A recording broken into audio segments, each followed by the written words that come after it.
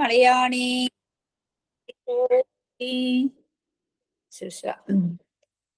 அருள்மிகு உண்ணாமலை சமேத அண்ணாமலையார் திருவடிகள் போற்றி போற்றி. திருத்தணி முருகப்பெருமான் மலரடிகள் போற்றி போற்றி. அருள்மிகு சிவகாமி அம்பாள் சமேத அருள்ஜோதிநாதனே திருவடிகள் போற்றி போற்றி. அனைத்து அடியார்களுக்கும் திருவடி வணக்கம். குருவாழ்க குருவே துணை. தெளிவு குருவின் திருமேனி காண்டல் தெளிவு குருவின் திருநாமம் செப்பல் தெளிவு குருவின் திருவார்த்தை கேட்டல் தெளிவு குருவுர சிந்தித்தல் தானே தெளிவு குருவுரு சிந்தித்தல் தானே. திருச்சிற்றம்பலம். சாந்தமா விநாயகர் பாடல் பாடும். சிவாய நம.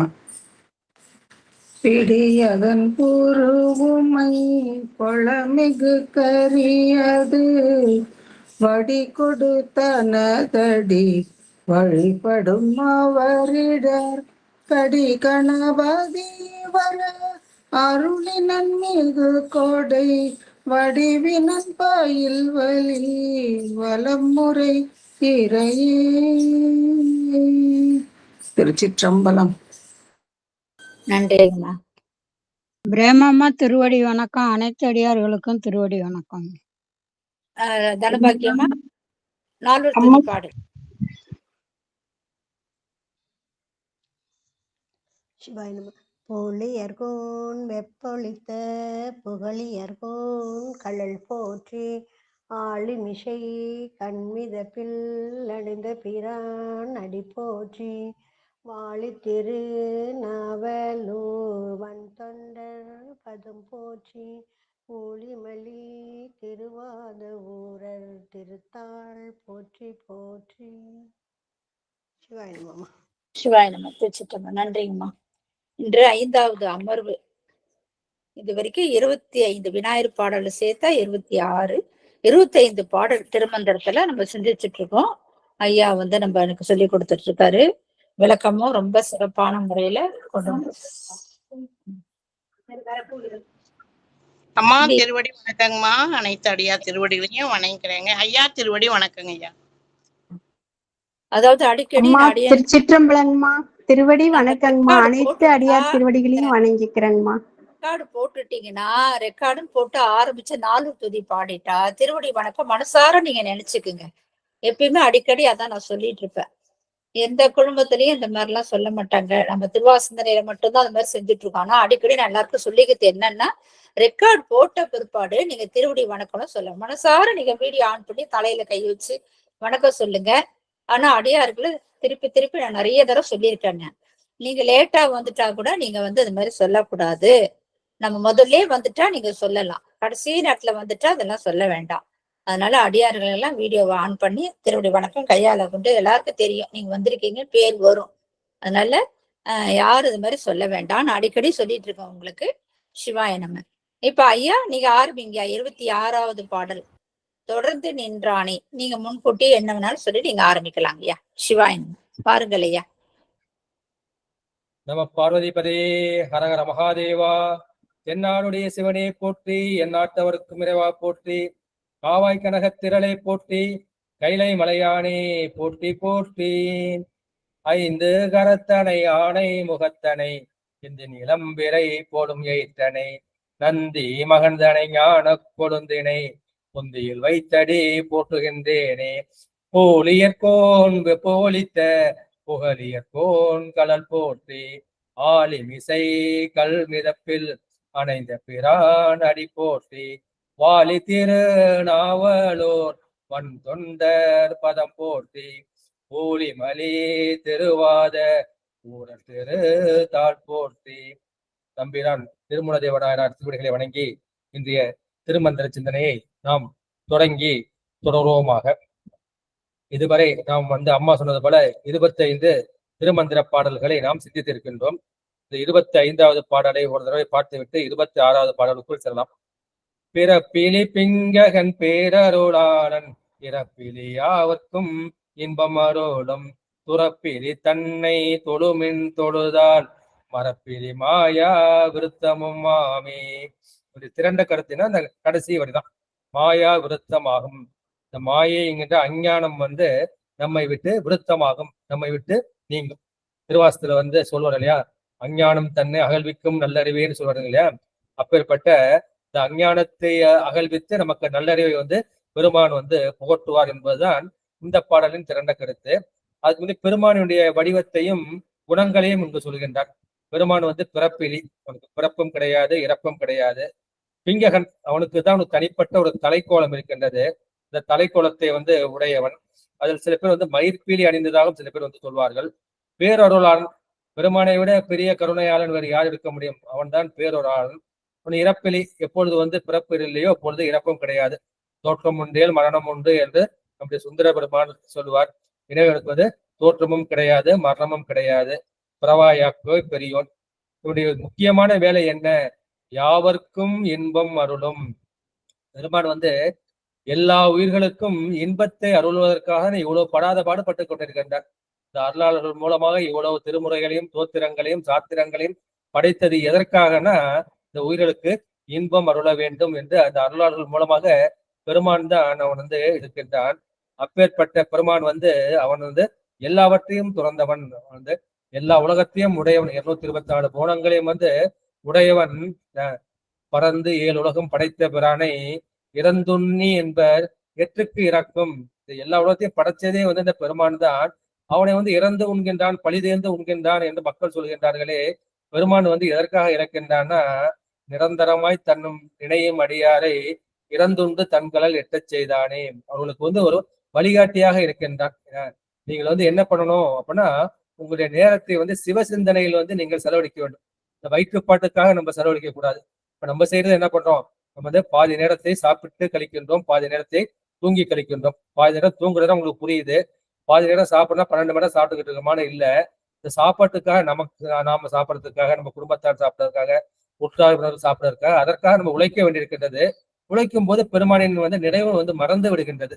எனவே அதற்கு உதாரணமாக தான் பெருமான் வந்து அந்த இறந்துண்டு வாழ்கின்றான். ஏன்னா வந்து துறவரத்து கோலத்தை உடையவன். எனவே அப்பேற்பட்ட இறைவனை வந்து துறப்பிலி தன்னை தொழுமின், அவரை நீங்கள் வந்து தொழ வேண்டாம். இந்த பிறவி எடுத்த பயன் எது? இந்த பெருமானை தொழுவதற்காக தான். அந்த தொழுதால் நீங்கள் என்ன ஆகலாம்? மரப்பிலி. இப்ப நம்ம என்ன செய்யறோம்? இப்ப நம்ம பேசுற நேரம், நினைக்கிற நேரம், பூஜை செய்யற நேரம், அந்த நேரத்துல மட்டும் நம்ம என்ன செய்யறோம்? பெருமானை வந்து நினைக்கின்றோம். அனுஷ்டானம் பண்றப்ப பெருமான் நினைவு வருகின்றது. அடுத்த உலக அளவுக்கு போயிட்டோம்னா அந்த பெருமான் நினைப்பு வந்து மறந்து விடுகின்றது.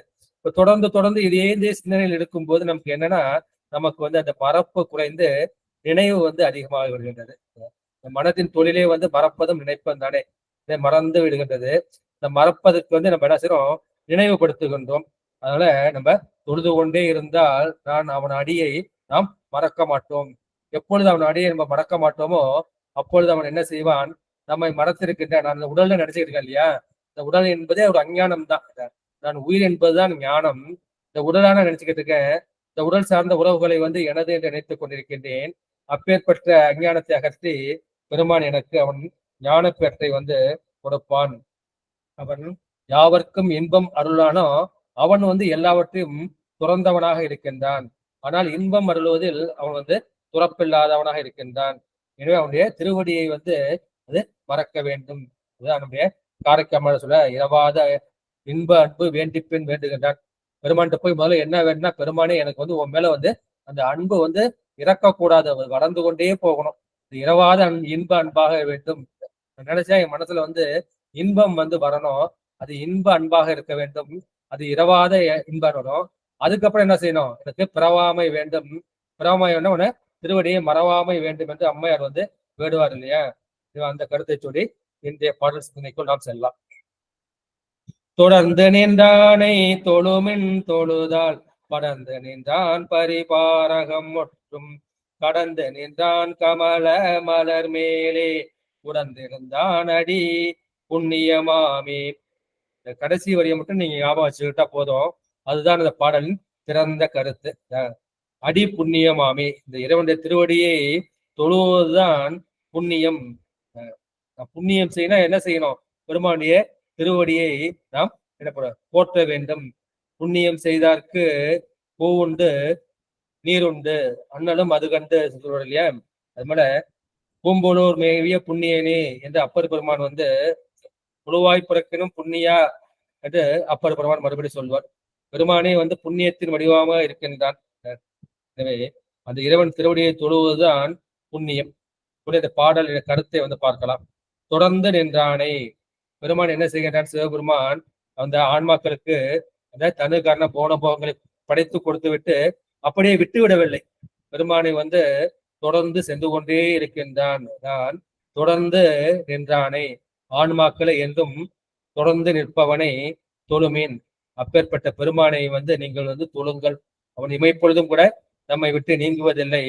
அவன் தொடர்ந்து நின்று கொண்டே இருக்கின்றான், தொடர்ந்து வந்து கொண்டே இருக்கின்றான். அவனை நீங்கள் தொழுது கொண்டே இருங்கள். தொழுதால் என்ன நடக்கும்? தொழுதால் பறந்து நின்றான், பரிபாரகம் மற்றும் கடந்து நின்றான். பெருமான் வந்து சர்வ வியாபி. அவன் வந்து எங்கும் இல்லாத இடமே இல்லை. அங்கிங் எனாதபடி எங்கும் அவன் நீக்கமர வியாபித்து கொண்டிருக்கின்றான். அவன் உலகம் முழுவதும் வியாபித்தவன். அதான் பறந்து நின்றான். இந்த உலகம் முழுவதும் அவன் பறந்து இருக்கின்றான், முழுதும் வியாபத்து இருக்கின்றான். எங்கே வந்து பறந்திருக்கின்றானா பரிபாராக மற்றும் பார்னா மண்ணை குறிக்கும், பார்ங்கிறது நில உலகத்தை வந்து குறிக்கும். எனவே இந்த நில உலகம் முழுவதும் அவன் பறந்து நிற்கின்றான், வியாபித்து நிற்கின்றான். அப்புறம் அது மட்டும்தான் இருக்கானா அந்த பூமியை கடந்தும் இருக்கின்றான். கடந்து நின்றான் என்றால் அவன் என்ன செய்கின்றான்? நம்முடைய உள்ளும் புறமும் இருக்கின்றான். உடலுக்குள்ளும் இருக்கின்றான், உயிருக்குள்ளும் இருக்கின்றான். அவன் இப்ப நமக்கு புறத்திலும் வந்து இருக்கின்றான், நமக்கு உள்ளும் இருக்கின்றான், கடந்தும் இருக்கின்றான். எனவே அவன் வந்து கடவுளாக இருக்கின்றான். அவன் கடந்து நின்றான். இந்த உலகத்திலும் சரி, இந்த உடலிலும் சரி, அவன் வியாபித்து இருந்தாலும் அவற்றை கடந்தும் இருக்கின்றான். அவன் சிறப்பாக இருக்கக்கூடிய இடம் எது அப்படின்னா கமலம் மலர் மேல். கமலம் என்பது தாமரையை வந்து குறிக்கும். தாமரை என்பது இந்த இடத்துல நம்முடைய இதய தாமரை வந்து குறிக்கும். இந்த சிவ பூஜை செய்பவர்களுக்கெல்லாம் தெரியும். என்ன செய்வார்கள்னா இந்த இதய தாமரையிலிருந்து பெருமானை வந்து தங்க வழிபடுகின்ற இந்த லிங்கத்தில் வந்து ஆவாகனம் செய்வார்கள். பூஜையெல்லாம் முடித்து விட்டு மறுபடியும் இந்த இதயத்துக்குள் வந்து ஒடுக்கிக் கொள்வார்கள், அல்லது யதாஸ்தானம் வந்து பண்ணிக் கொள்வார்கள். பெருமானை வந்து எங்கு உணர வேண்டும்னா சரியையில் வந்து நம்ம என்ன செய்யறோம்னா அந்த வெளியில் உள்ள லிங்கத்தில் வந்து நம்ம வந்து வழிபடுகின்றோம். கிரியையில் நம்ம என்ன பண்றோம் அப்படின்னா இந்த இதயத்தில் உள்ள பெருமானை வந்து நாம் வழிபடுகின்ற லிங்கத்தில் ஆவாகனம் செய்து பூஜையெல்லாம் முடித்து விட்டு, நீ எப்பேற்பட்ட பரம்பொருளப்பா, நீ அண்டம் கடந்த பொருள், கடந்து நின்றான்னு சொன்னா அண்டம் கடந்த பொருள், ஆனந்த வெள்ள பொருள், பண்டும் என்றும் உள்ள பொருள், அப்பேற்பட்ட பரம்பொருளாகிய நீ என்ன செய்யற? நான் செய்ய இந்த வழிபாட்டை வந்து ஏற்றுக்கொள்வதற்காக நான் வழிபடுகின்ற அந்த லிங்கத்துல வந்து நீ எனக்கு வந்து ஆரம்பிச்சிரு. அப்பேற்பட்ட பெருமானே உனக்கு கோடான கோடி நன்றி நன்றி என்று சொல்லிவிட்டு மறுபடியும் என்ன செய்தோம்? நமக்குள் வந்து ஒடுக்கிக் கொள்ள வேண்டும். வந்து பெருமானை வந்து நமக்கு உள்ளுக்குள் இருப்பதை, உள்ளுக்குள்ளும் இருக்கின்றான், புறத்திலும் இருக்கின்றான். அந்த கிரியையில் வந்து நம்ம செய்யறோம். சரியை நம்ம என்ன பண்றோம்? பெருமான் வந்து அந்த லிங்கத்துலதான் இருக்கிறோம், அந்த கோயில்ல தான் இருக்கிறோம், அந்த வழி நிறையோட இருக்கிறோம். கிரியையில நம்ம என்ன பண்றோம்? பெருமான் வந்து இந்த இதயத்திலும் இருக்கின்றான், வழிபடக்கூடிய அந்த லிங்கத்திலும் இருக்கின்றான் என்பதை நம்ம உணர்கின்றோம். யோகத்தில் எப்படி இருக்கின்றான் என்றால் அவன் எப்பொழுதும் நம்முடைய ஒன்றாய் இருப்பதை, அகத்தில் இருப்பதை நம்ம உணர்ந்து கொண்டோம். அதான் அப்புறம் ஞானத்தில் என்ன செய்கின்றான்? பெருமான் வந்து நம்மையே வந்து சிவமாக்கி விடுகின்றான். சித்தமலம் அறிவித்து சிவமாக்கி என ஆண்ட. சித்தமலம் அறிவித்தால் நாம் வந்து சிவமாகி விடுவோம். எனவே அந்த சரியை கிரியை யோகம் ஞான்களும் பெருமான் எப்படி இருக்கின்றான்னா அவன் தொடர்ந்து நிற்கின்றான், அவன் படர்ந்து நிற்கின்றான், சர்வ வியாபியாக இருக்கின்றான், இந்த உலகத்தின் உள்ளும் புறமும் இருக்கின்றான், அவற்றை கடந்தும் இருக்கின்றான். அப்பேற்பட்ட பெருமான் எங்கே இருக்கின்றான் என என்று இதய தாமரையில் எழுந்திருக்கின்றான். அப்பேற்பட்ட அவனை அடியை தொழுதால் அதுதான் புண்ணியம் என்று இந்த கருத்தை வந்து சொல்கின்றான்.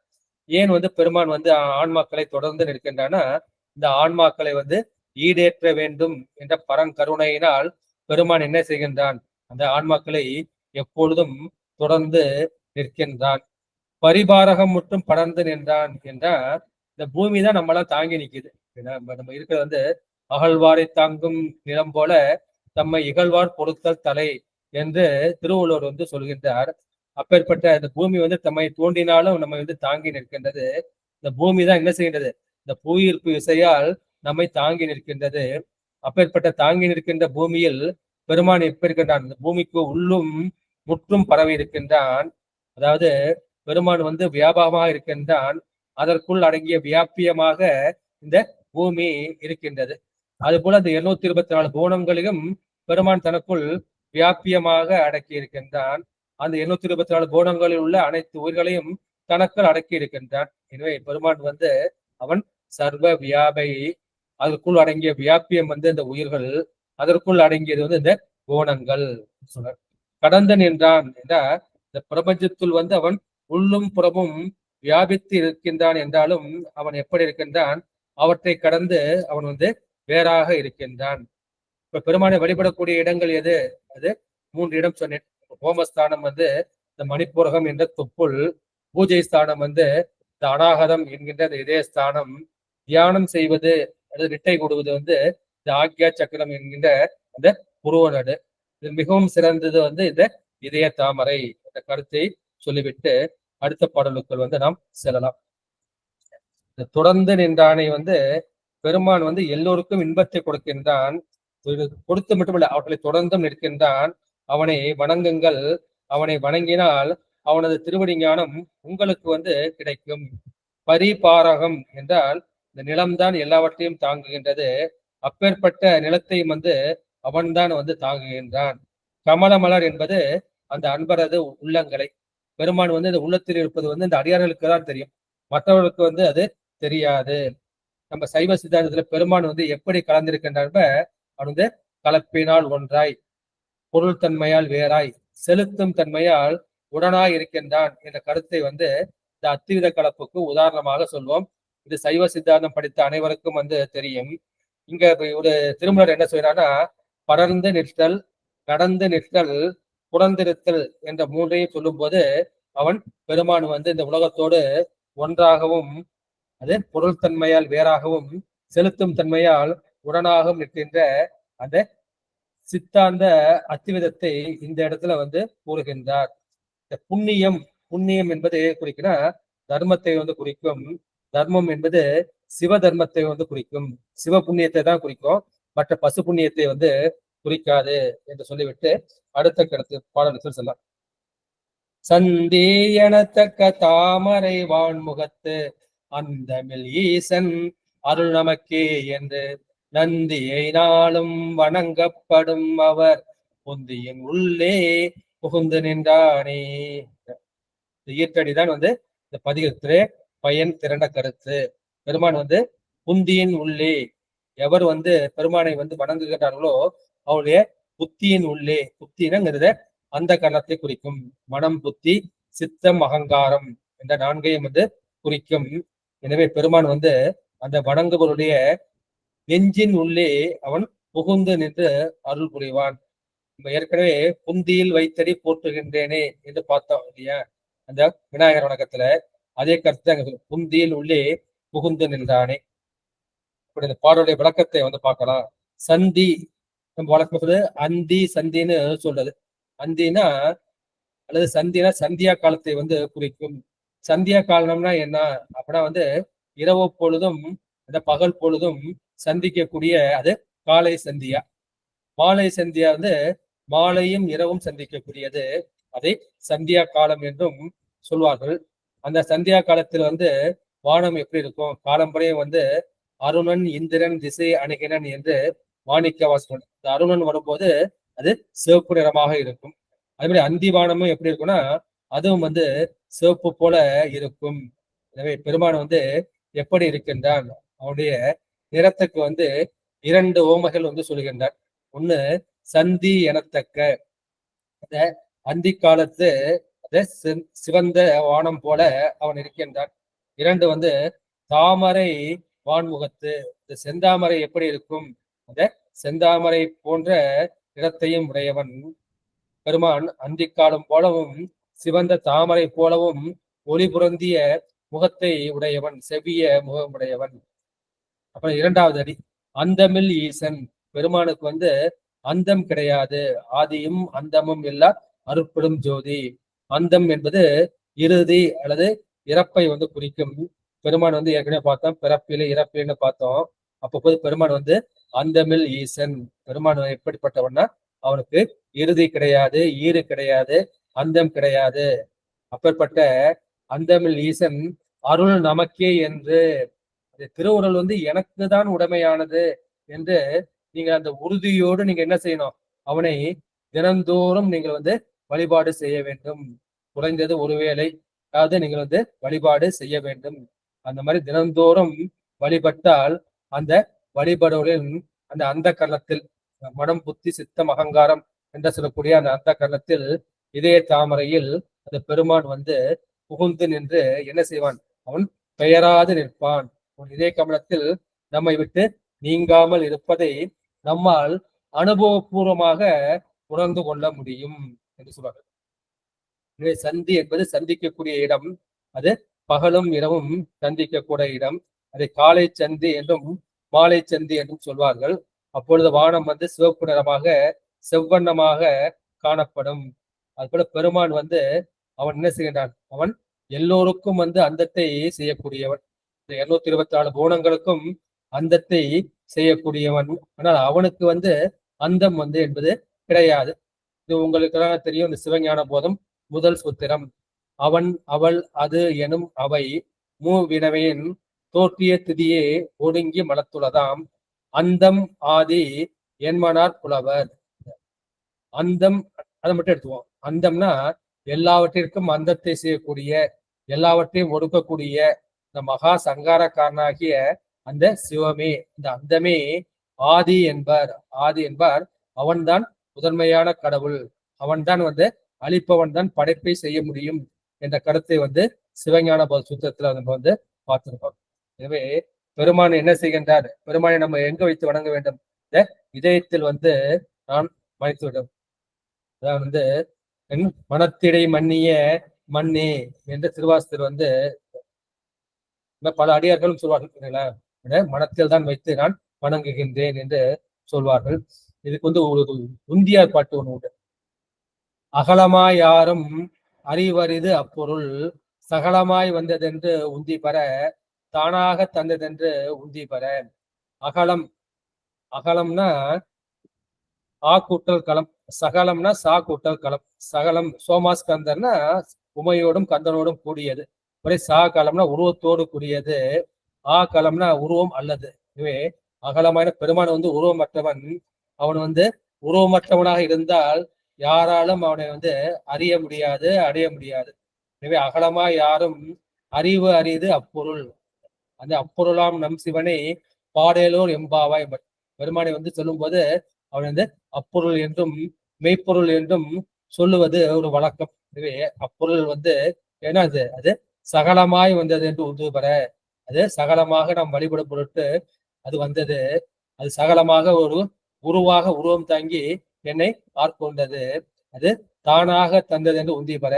இந்த தகுதியை பார்த்து அது வரவில்லை, என்ன செய்தது? என்னுடைய பக்குவத்தை பார்த்து அது வந்து எனக்கு அருள் செய்தது என்று அந்த உந்தியார் பாட்டு வந்து இருக்கும். எனவே நாம் ஈசனை வழிபட்டால் அந்த ஈசனின் திருவுருள் நமக்கு என்றும் உண்டு என்ற அந்த நிச்சயிக்கப்பட்ட சிந்தையோடு பெருமானை வந்து நாம் வழிபட வேண்டும் என்ற கருத்தை வந்து இந்த பாட்டு. எனவே அந்திவானம் என்று சொல்லத்தக்க நிறத்தை உடைய அதுவும் செந்தாமரை மலர் போன்றும் ஒளி பொருந்திய முகத்தை உடையவனாகிய அந்த அழிவில்லாத சிவபெருமானது திருவுருள் எனக்கே உரியது என்ற உறுதியுடன் அவனை என்ன செய்தான்? நான் நாள்தோறும் வணங்க அவன் என்ன செய்தான்? என் புந்தியினுள்ளே அவன் குடி புகுந்தான். புந்தியில் வைத்ததை போற்றினேன். அவன் இன்ன இதயத்தில் வந்து குடி புகுந்து அவன் அதை விட்டு நீங்காமல் இருக்கின்றான். எனவே நீங்கள் என்ன செய்ய வேண்டும்? நீங்களும் வந்து அவனை வணங்க வேண்டும் என்ற கருத்தை சொல்லிவிட்டு அடுத்த திருப்பாடலுக்குள் வந்து நாம் செல்வோம். இணங்கி நின்றான் எங்கும் ஆகி நின்றானும் பிணங்கி நின்றான் பின் முன்னாகி நின்றானும் உணங்கி நின்றான் அமராபதிநாதன் வணங்கி நின்றார்க்கே வழித்துணையாமே. வணங்கி நின்றார்க்கே வழித்துணையாமே என்பதுதான் இந்த பாடலின் திரண்ட கருத்து. இந்த சிவத்தை வந்து யார் வந்து வணங்குகின்றார்களோ அவர்களுக்கு தான் பெருமான் வந்து துணையாக இருக்கின்றான். அவன் செல்லக்கூடிய வழியெல்லாம் அவன் வந்து துணையாக இருப்பான். பெருமானுக்கு வந்து வழித்துணைநாதர் மார்க்க சகாயேஸ்வரர் என்ற பெயர் வந்து உண்டு. மார்க்கம்னா வழியை குறிக்கும். சகாயம்னா துணையை வந்து குறிக்கும். ஈஸ்வரன் வந்து பெருமானை வந்து குறிக்கும். அத வடமொழியில வந்து மார்க்க சகாயேஸ்வரர் என்று சொல்வார்கள். தமிழ் மொழியில வந்து வழித்துணை நாதர், மார்க்க சகாயத்தில் வழித்துணை நாதராக அவன் நிற்பான் என்ற கருத்தை வந்து சொல்லுகின்றார்கள். இங்கு இணங்கி நின்றார்க்கு அவன் எங்கும் ஆகி நின்றானு. பெருமானோடு வந்து யாம் வந்து இணங்கி நிற்கின்றார்களோ, பெருமானோடு ஒன்றுபட்டு நிற்பவர்களுக்கு அவன் எங்கும் காட்சி கொடுப்பான். நான் ஏற்கனவே வந்து இந்த சிவஞான சித்தியார் பாடல வந்து உங்களுக்கு பல முறை வந்து சொல்லியிருக்கிறேன். பரஞானத்தால் பரத்தை தரிசித்தோர் பரமே பார்த்திருப்பார், பதார்த்தம் பாரார். இந்த பரஞானம் என்கின்ற சிவஞானத்தால் பரத்தை, இந்த சிவத்தை வந்து தரிசித்தவர்களுக்கு அவர் பரமே பார்த்திருப்பார். எதை பார்த்தாலும் அவர்களுக்கு சிவமாக தான் தென்படும். சிவத்தை என்று வேற எந்த பொருளும் அவர்களுக்கு வந்து தென்படாது. பதார்த்தம் பாரார், இந்த உலகம் வந்து அவர்களுக்கு வந்து காட்சிப்படாது. அப்ப பெருமான் தான் அவர்களுக்கு அவன் காட்சிப்பட்டு கொண்டு இருப்பான். இந்த உலகம் வந்து காட்சிப்படாது. அது வந்து அந்த சிவஞானத்தின் தன்மை. அவர்கள் தான் இணங்கி நின்றார்கள். அது சிவஞானிகள் தான் பெருமானோடு எப்பொழுதும் இணங்கி நிற்பவர்கள். நாமெல்லாம் என்ன செய்ய, நாமெல்லாம் பிணங்கி நிற்பவர்கள். இதுதான் வந்து சுந்தரர் வந்து பாடுவார். ஏழு இசையாய் இசைப்பயனாய் யான் செய்யும் துரிசுகளுக்கு உடனாகி. பெருமான் வந்து அந்த ஏழு இசை சரிகம பதனிச என்ற அந்த ஏழு இசையாகவும் இருக்கின்றான். அந்த இசைப்பயனாகி அந்த இன்பமாகவும் இருக்கின்றான். அப்பேற்பட்ட பெருமான் என்ன செய்தானா, யான் செய்யும் துரிசுகளுக்கு உடனாகி, நான் என்ன செய்தா, எதை கற்றாலும் சரி, எந்த குற்றம் செய்தாலும் சரி, அதனும் அவனுக்கு உடனாகி நின்றான் என்று அதை வந்து சொல்வார்கள். இன்னொரு பாட்டும் சொல்வார். பொன்னும் மெய்ப்பொருளும் தருவானை, போகமும் திருவும் புணர்ப்பானை, பின்னையின் பிழையை பொறுப்பானை, பிழையெல்லாம் தவிர படுப்பானை. பொண்ணுங்கிறது இந்த உலகத்துக்கு வேண்டிய பொருளை குறிக்கும். மெய்ப்பொருள் வந்து அடுத்த உலகத்துக்கு வேண்டிய குறிக்கும். அதுமாதிரி போகம் என்பது இந்த உலகத்துக்கு வேண்டியதை குறிக்கும். திரு வந்து முத்தி திருவை கொடுக்கும். அது எல்லாவற்றையும் கொடுக்கக்கூடியவன் அவன் வந்து சிவபெருமான். ஆனா நான் எப்பேற்பட்டவன்னா, நான் சகல வர்க்கத்து ஆன்மா. நான் வந்து என்ன செய்வேன், பிழையை வந்து செய்யக்கூடியவன். அந்த பிழையெல்லாம் பெருமான் வந்து பொறுக்கின்றான். பிழையெல்லாம் பொறுப்பானை, பிழையில தவிர படிப்பானை.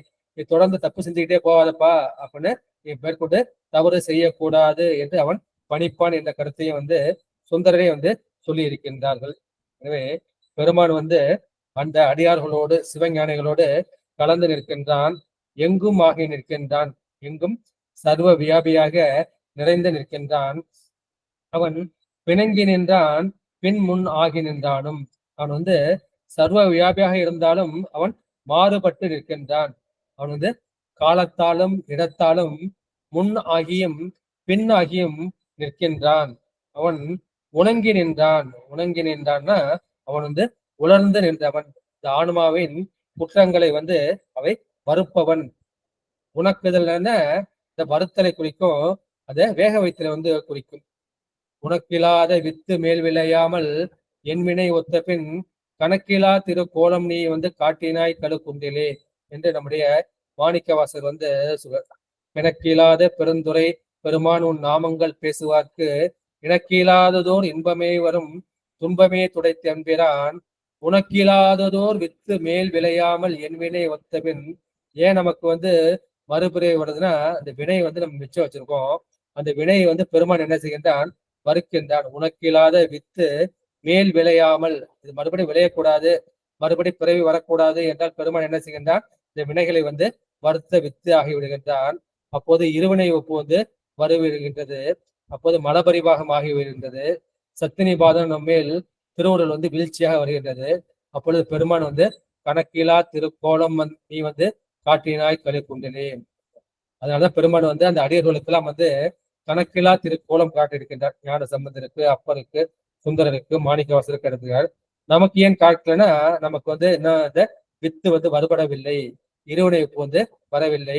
எனவே பெருமானின் திருக்காட்சி நமக்கு கிடைக்கவில்லை. பெருமான் வந்து இந்த காலத்தாலும் இடத்தாலும் பின்னாகியும் முன்னாகியும் நிற்கின்றான். இதுதான் முன்னை பழம்பொருக்கும் முன்னை பழம்பொருளே பின்னை புதுமைக்கும் பேர்த்தும் அப்பெற்றியனே என்று சொல்வார் மாணிக்கவாசர். அதே மாதிரி இரண்டு வேறுபட்ட தன்மை சோதியனே துண்ணிரலே தோன்றா பெருமையனே ஆதியனே அந்தம் நடுவாகி அல்லானே இல்லானே இன்பமும் துன்பமும் இல்லானே உள்ளானே என்று பாடுவார். இப்படி இல்லாதவனாகவும் உள்ளாதவனாகவும் இருக்கின்றான். இது வந்து சித்தாந்த கருத்துகள் வந்து நிறைய இருக்கின்றது.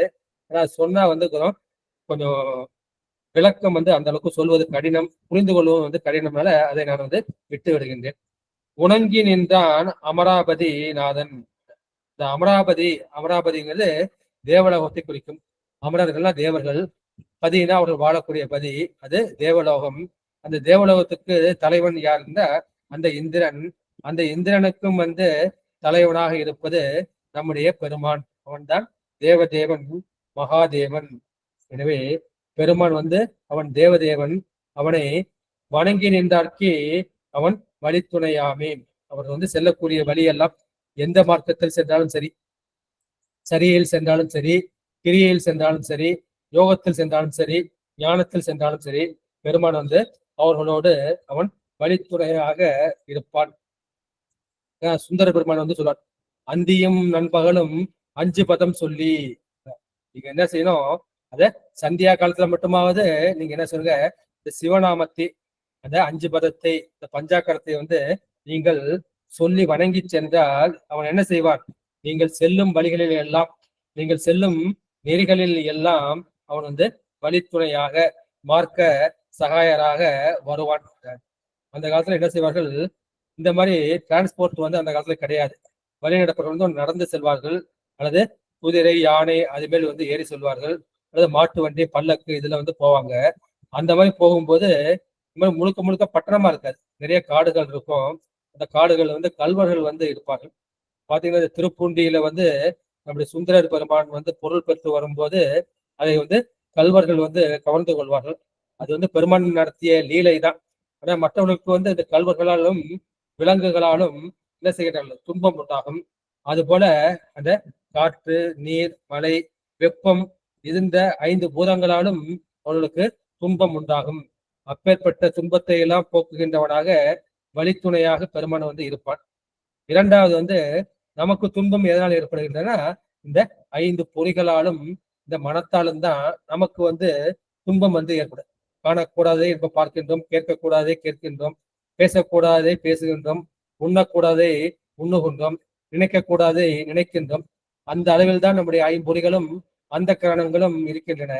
எனவே இந்த 5 பொறிகளும் இந்த அந்த கரணங்களும் அடியார்கள் என்ன செய்கின்றது, இந்த சிவகதி செல்வதற்கு அது இடையூறாக இருக்கின்றது. அப்பேற்பட்ட இடையூரை போக்குபவன் யார் என்றால் அவன் நம்பெருமான் தான். எனவேதான் இந்த நம்பெருமான் நமக்கு என்ன செய்கின்றார், இந்த ஞான சம்பந்தர் வந்து சின்ன குழந்தை நடந்து போகுதே அப்படின்னு அதுக்காக முத்துச்சிவிகையும் குடையும் வந்து கொடுக்கின்றார். அது மாதிரி திருவள்ளிமலை அவருக்கு வந்து படிக்காசு கொடுக்கின்றார். அது மாதிரி நம்முடைய சுந்தர பெருமானுக்கு அவரே வந்து இறந்துண்டு பிச்சை வாங்கி பெருமானுக்கு, சுந்தர பெருமானுக்கு சோறு படைத்திருக்கின்றார். அப்படி அவருக்குன்னு தனியா வந்து ஒரு நந்தவனத்தை படைத்து சோறெல்லாம் கொடுப்பார். பல நிகழ்ச்சிகளை வந்து நம்ம திருமுறைகளை பார்த்திருக்கின்றோம். அடியார்களுக்கு பெருமான் வந்து வழித்துணை நாதராக இருக்கின்றார் என்ற அந்த கருத்தை சொல்லிவிட்டு திரண்ட கருத்து என்ன சொல்றான்,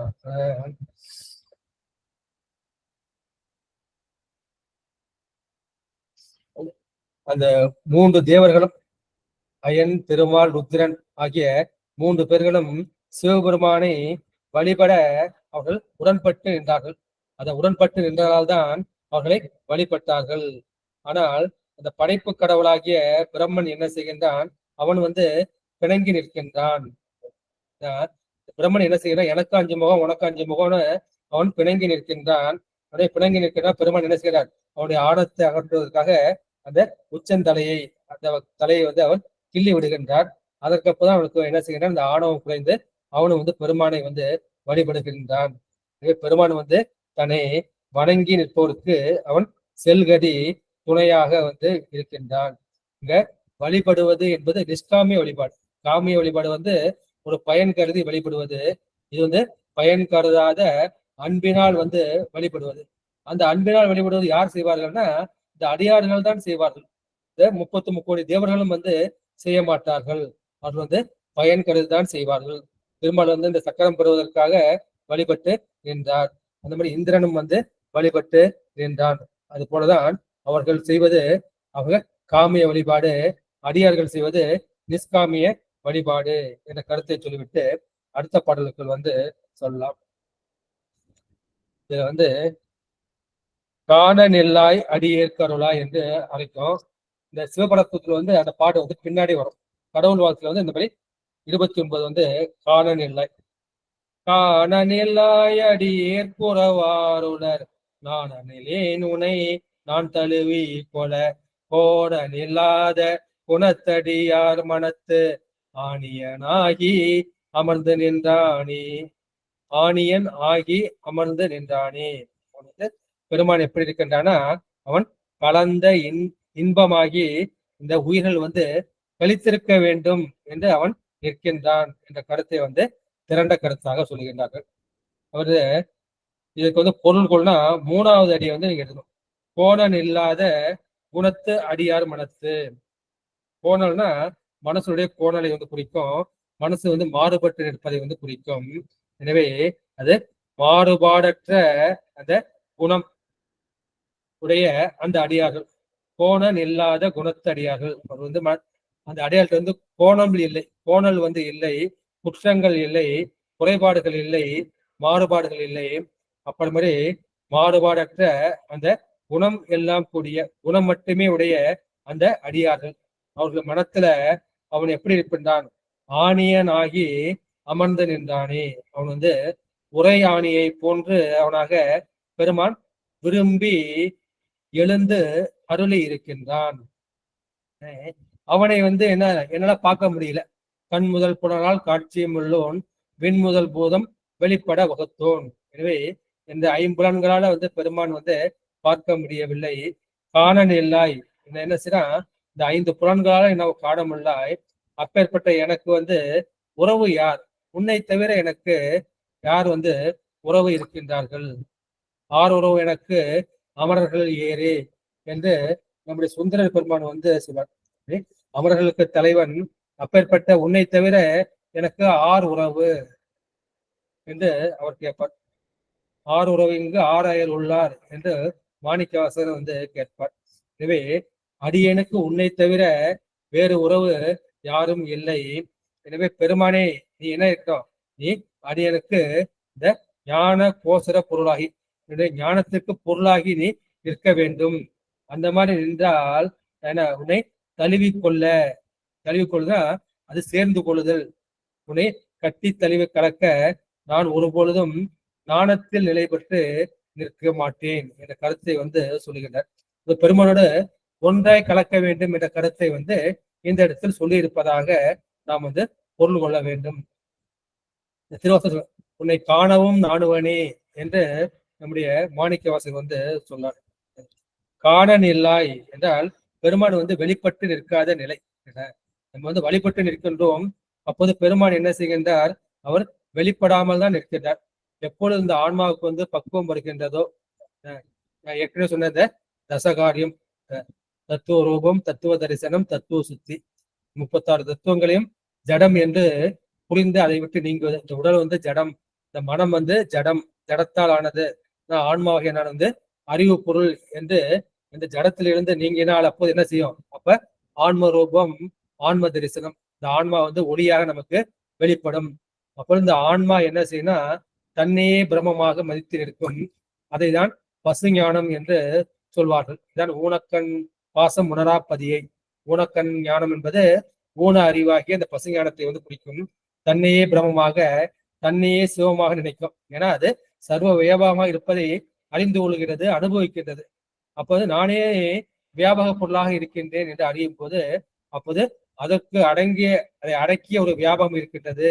அதுதான் பெருமானுடைய சர்வ வியாபகம். அதற்குள் நான் அடங்கி இருக்கின்றேன் என்று உணர்வதுதான் என்னது? ஆன்ம ரூபம், ஆன்ம தரிசனம், ஆன்ம சுத்தி. நான் பெருமானுக்குள் அடங்கியவன் என்று உணரும் போது இந்த ஆன்மா சுத்தியாகும். அப்போது என்ன உங்களுக்கு? சிவரூபம், சிவ தரிசனம், சிவயோகம், சிவ போகம் கிடைக்கும். இந்த சிவபோகம் தான் அந்த முக்தி.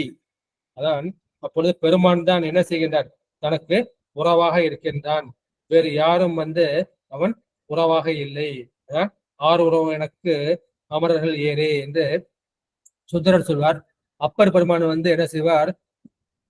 உற்றார் யார் உளரோ இவர் கொண்டு போகும்போது குற்றாலத்துறையும் கூத்தனல்லால் உற்றார் யார் உளரோ, பெருமானை தவிர்த்து நமக்கு வேறு யாரும் உறவு கிடையாது. எல்லா உறவுகளும் வந்து இந்த ஜென்மத்தோடு, இந்த உடலோடு, இந்த பிறவியோடு முடியக்கூடியது. ஆனால் பெருமானின் உறவு வந்து எப்பொழுதும் நீங்காத உறவு. அந்த கருத்தை வந்து, எனவே நான் என்ன செய்யணும், பெருமானை உன்னை காணக்கூடிய இந்த விருப்பத்தால் வந்து தவிக்கின்றேன். இது வந்து ஒரு அகத்துறை பாடல் போல சொல்றார். இந்த தலைவன் என்ன செய்கின்றால் தலைவனை காண்பதற்காக தவிக்கின்றார். அது போல இந்த ஆன்மா என்ன செய்கின்றது, இந்த சிவத்தை காண்பதற்காக தவிக்கின்றேன் என்ற கருத்தை வந்து இந்த பாடலில் வந்து சொல்கின்றார்கள். இதான் வந்து நம்முடைய சுந்தர் சொல். மீளா அடிமை உனக்கே ஆளாய் பிறரை வேண்டாதே, மூலாத்தீ போல் உள்ளே கரன்று முகத்தால் மிகவாடி, ஆளாயிருக்கும் அன்பர் தங்கள் அல்லல் சொல்லக்கால், வாழாங்கிருப்பீர் திருவாரூரில் வாழ்ந்து போதீரே என்று நமக்காக வந்து பெருமானிடம் வந்து முறையிடுவார். அதே கருத்தை வந்து இன்னொரு பாட்டிலே சொல்றார். அதே பதிகம் தான் இந்த செந்துருத்தில் அமைந்த திருவாரூர் பதிகம்.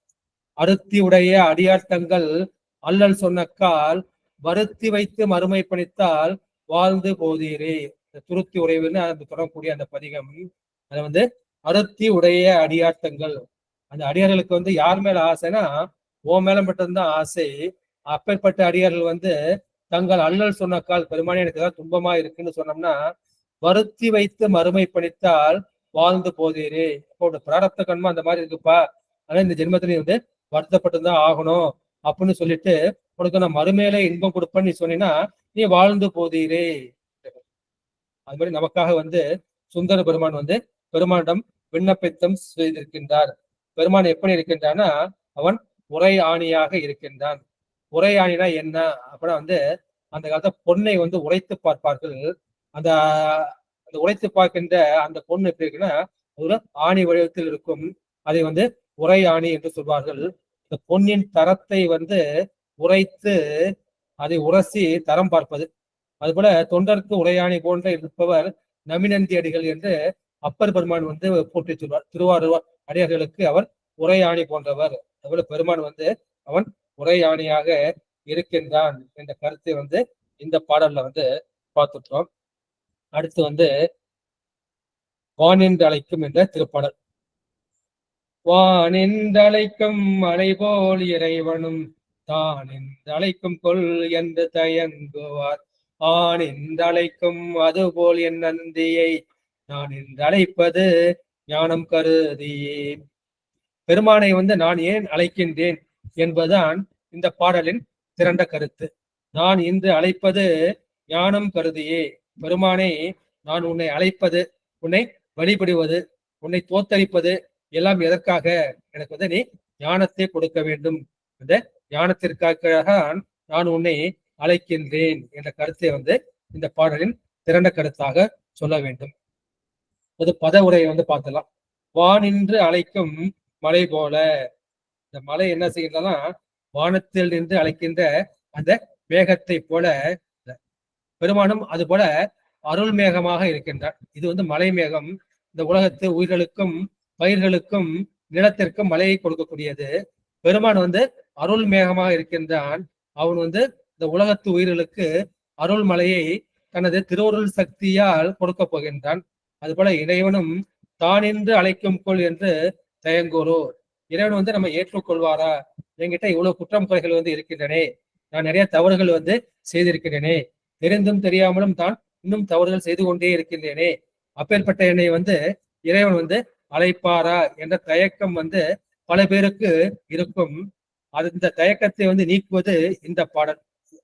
தான் என்று அழைக்கும் கொள் என்று தயங்குவார். இதற்கு என்ன உதாரணம் சொல்றேன்னா, ஆணின்று அழைக்கும், இந்த ஆண், இந்த பசு என்ன செய்து, இந்த கன்று என்ற பசு என்ன செய்து தன்னுடைய கன்றை வந்து அழைக்கின்றது. இந்த கன்றுக்கு பசிக்குமேனு தெரியும். எனவே அந்த கன்றுக்கு பால் ஊட்டுவதற்காக, அந்த பசு பால் ஊட்டுவதற்காக தனது கன்றை அழைப்பது போல ஆண் என்று அழைக்கும். அது போல பெருமான் என்ன செய்வார், அது போல என் நந்தியை, என் நந்தியாகிய சிவபெருமானை நான் என்று அழைப்பது ஞானம் கருதியே. இந்த சிவத்தை அடியேன் இந்த கன்று போல நின்று அழைப்பது எதற்காக? அவன் தரக்கூடிய அந்த சிவஞானம், பதிஞானம், திருவடி ஞானம் கருதிதான் என்று சொல்கின்றார்கள். வானத்துல வந்து மலை மேகம் வந்து வருகின்றது. அந்த மேகம் வந்தவன என்ன செய்யுது? இடி வருகின்றது. இடி வருகிறது, அப்ப மின்னல் வருகின்றது. அந்த இடியாலும் அந்த மின்னலாலும் மழை வரப்போவதை வந்து நாம் வந்து அறிந்து கொள்வோம். எனவே மழை இடித்து மின்னி தனது வரவை வந்து அது குறிப்பிடுகின்றது. மழை வரப்போறப்ப அந்த காலத்துல வந்து போர் செட்லாம் வந்து கிடையாது. பெரும்பாலும் என்ன செய்வார்கள்? அந்த வாய்க்கால் பாசனம் நம்பி இருப்பார்கள், இல்லை மழையை வந்து எதிர்பார்த்து இருப்பார்கள்.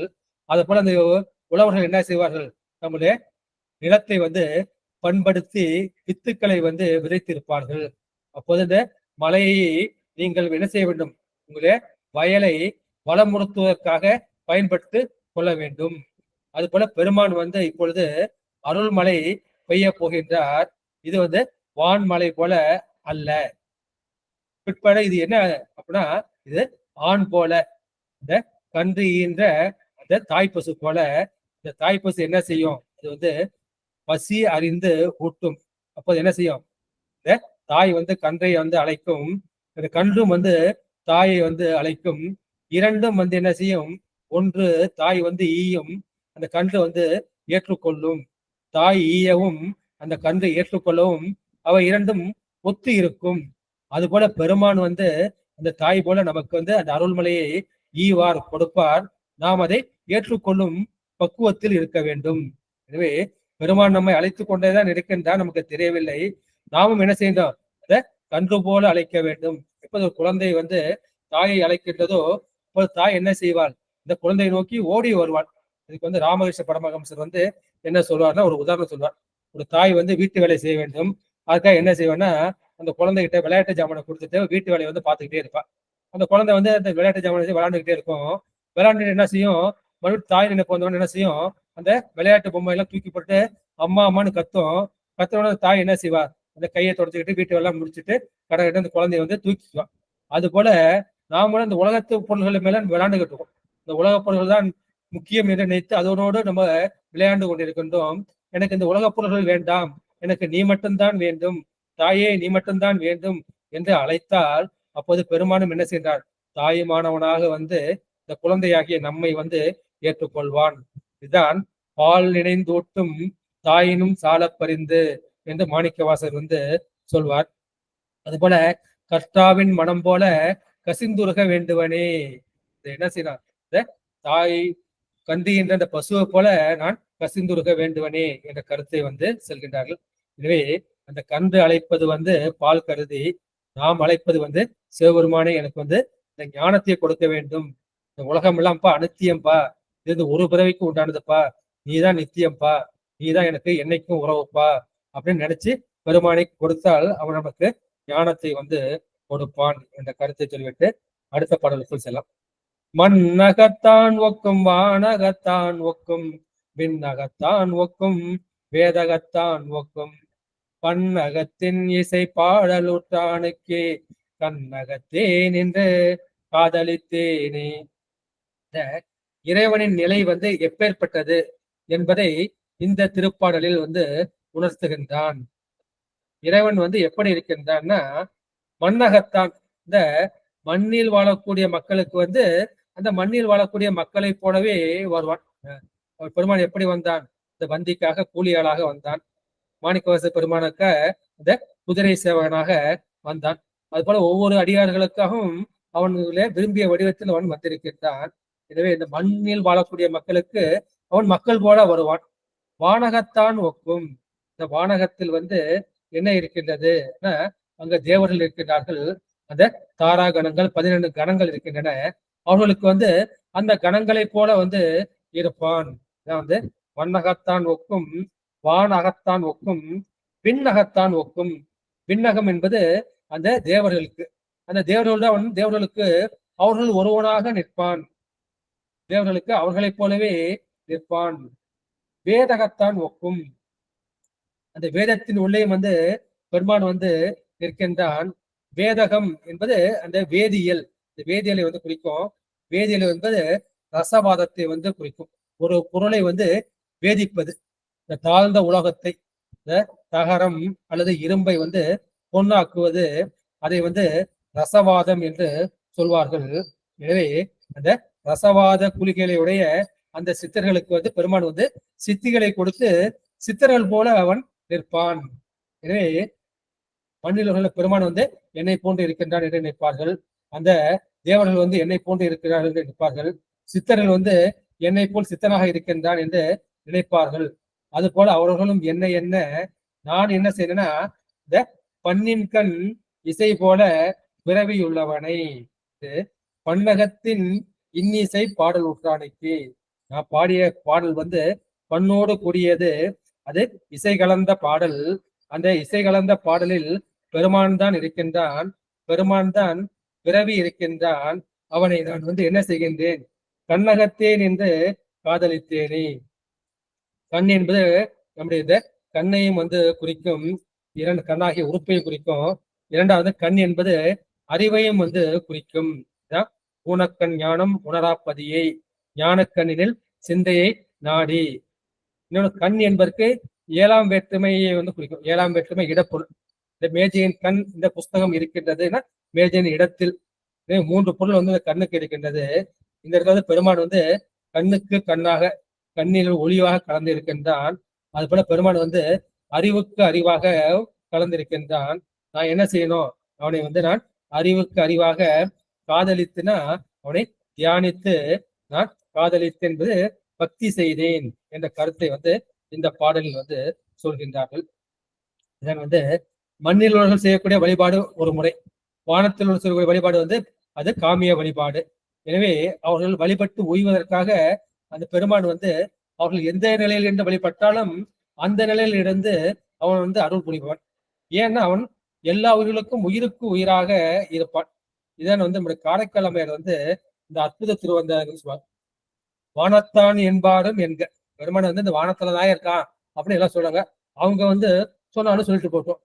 மற்றும்பர் கோன் தானத்தான் என்பாரும் என்க. இந்த உம்பர் தலம் இருக்கு தேவர் தலத்துல, அதுல வந்து பல லோகங்கள் வந்து இருக்கின்றன. பிரம்மலோகம், விஷ்ணுலோகம், ருத்ரலோகம், மகேஸ்வரலோகம், சதாசிவலோகம், சக்திலோகம், சிவலோகம் என்று இருக்கின்றன.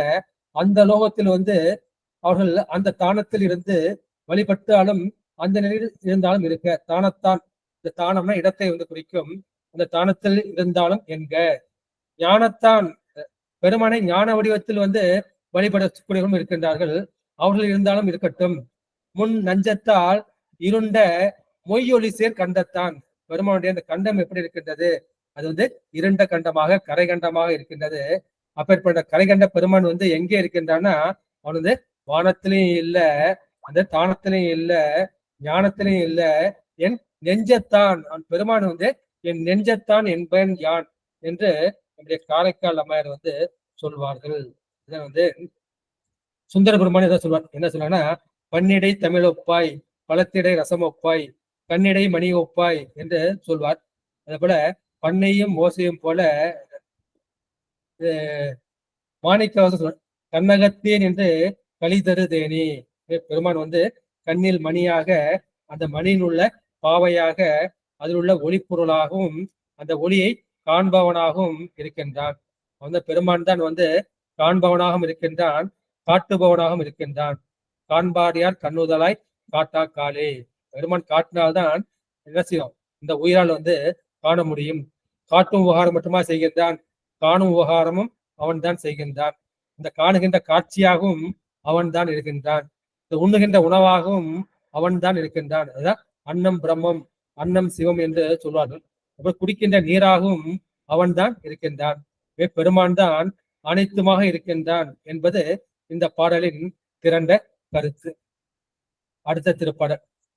தேவர் பிரான் நம்பிரான் திசை பத்தையும், மேவு பிரான் பிற நீர் உலகே இலையும், தாவு பிரான் தன்மை தான் அறிவார் இல்லை, பாவு பிரான் அருள் பாடலும் ஆமே. பெருமான் வந்து என்னுடைய அறிவுக்கு வந்து அறிவின் எல்லைக்கு உட்பட்டவனா? அவன் வந்து பெருமான் என்னுடைய அறிவினுக்கு எல்லைக்கு உட்பட்டவன் இல்லை, அவன் வந்து அறிவின் எல்லையை கடந்தவன் என்பது இந்த பாடலின் திரண்ட கருத்து. இந்த பத உரையை வந்து பார்க்கலாம். தேவர் பிரான், தேவர் பிரான தேவர்கள் 33 தேவர்களுக்கும் அவன்தான் பிரான், அவன்தான் தலைவன், அவன்தான் முதல்வன். நம்பிரான் தேவர்கள் மட்டுமா அவன் தலைவன், எனக்கும் அவன் தான் தலைவன், இந்த மக்களுக்கும் அவன் தான் தலைவன். எனவே அவன் நம்பிரான். திசை 10ஐயும் மேவுபிரான். 10 திசைகள் எல்லாம் தெரிஞ்சிருக்கோம். இந்த நேர் திசைகள் 4, கோண திசைகள் 4, அப்புறம் மேல் திசை 1, கீழ் திசை 1. இந்த 10 திசைகளிலும் பெருமான் வியாபித்து இருப்பவன். திசை 10ஐயும் மேவுபிரான். விரிநீர் உலக ஏழையும் தாவுபிரான். விரிநீர் என்பது கடல் நீரை குறிக்கும்.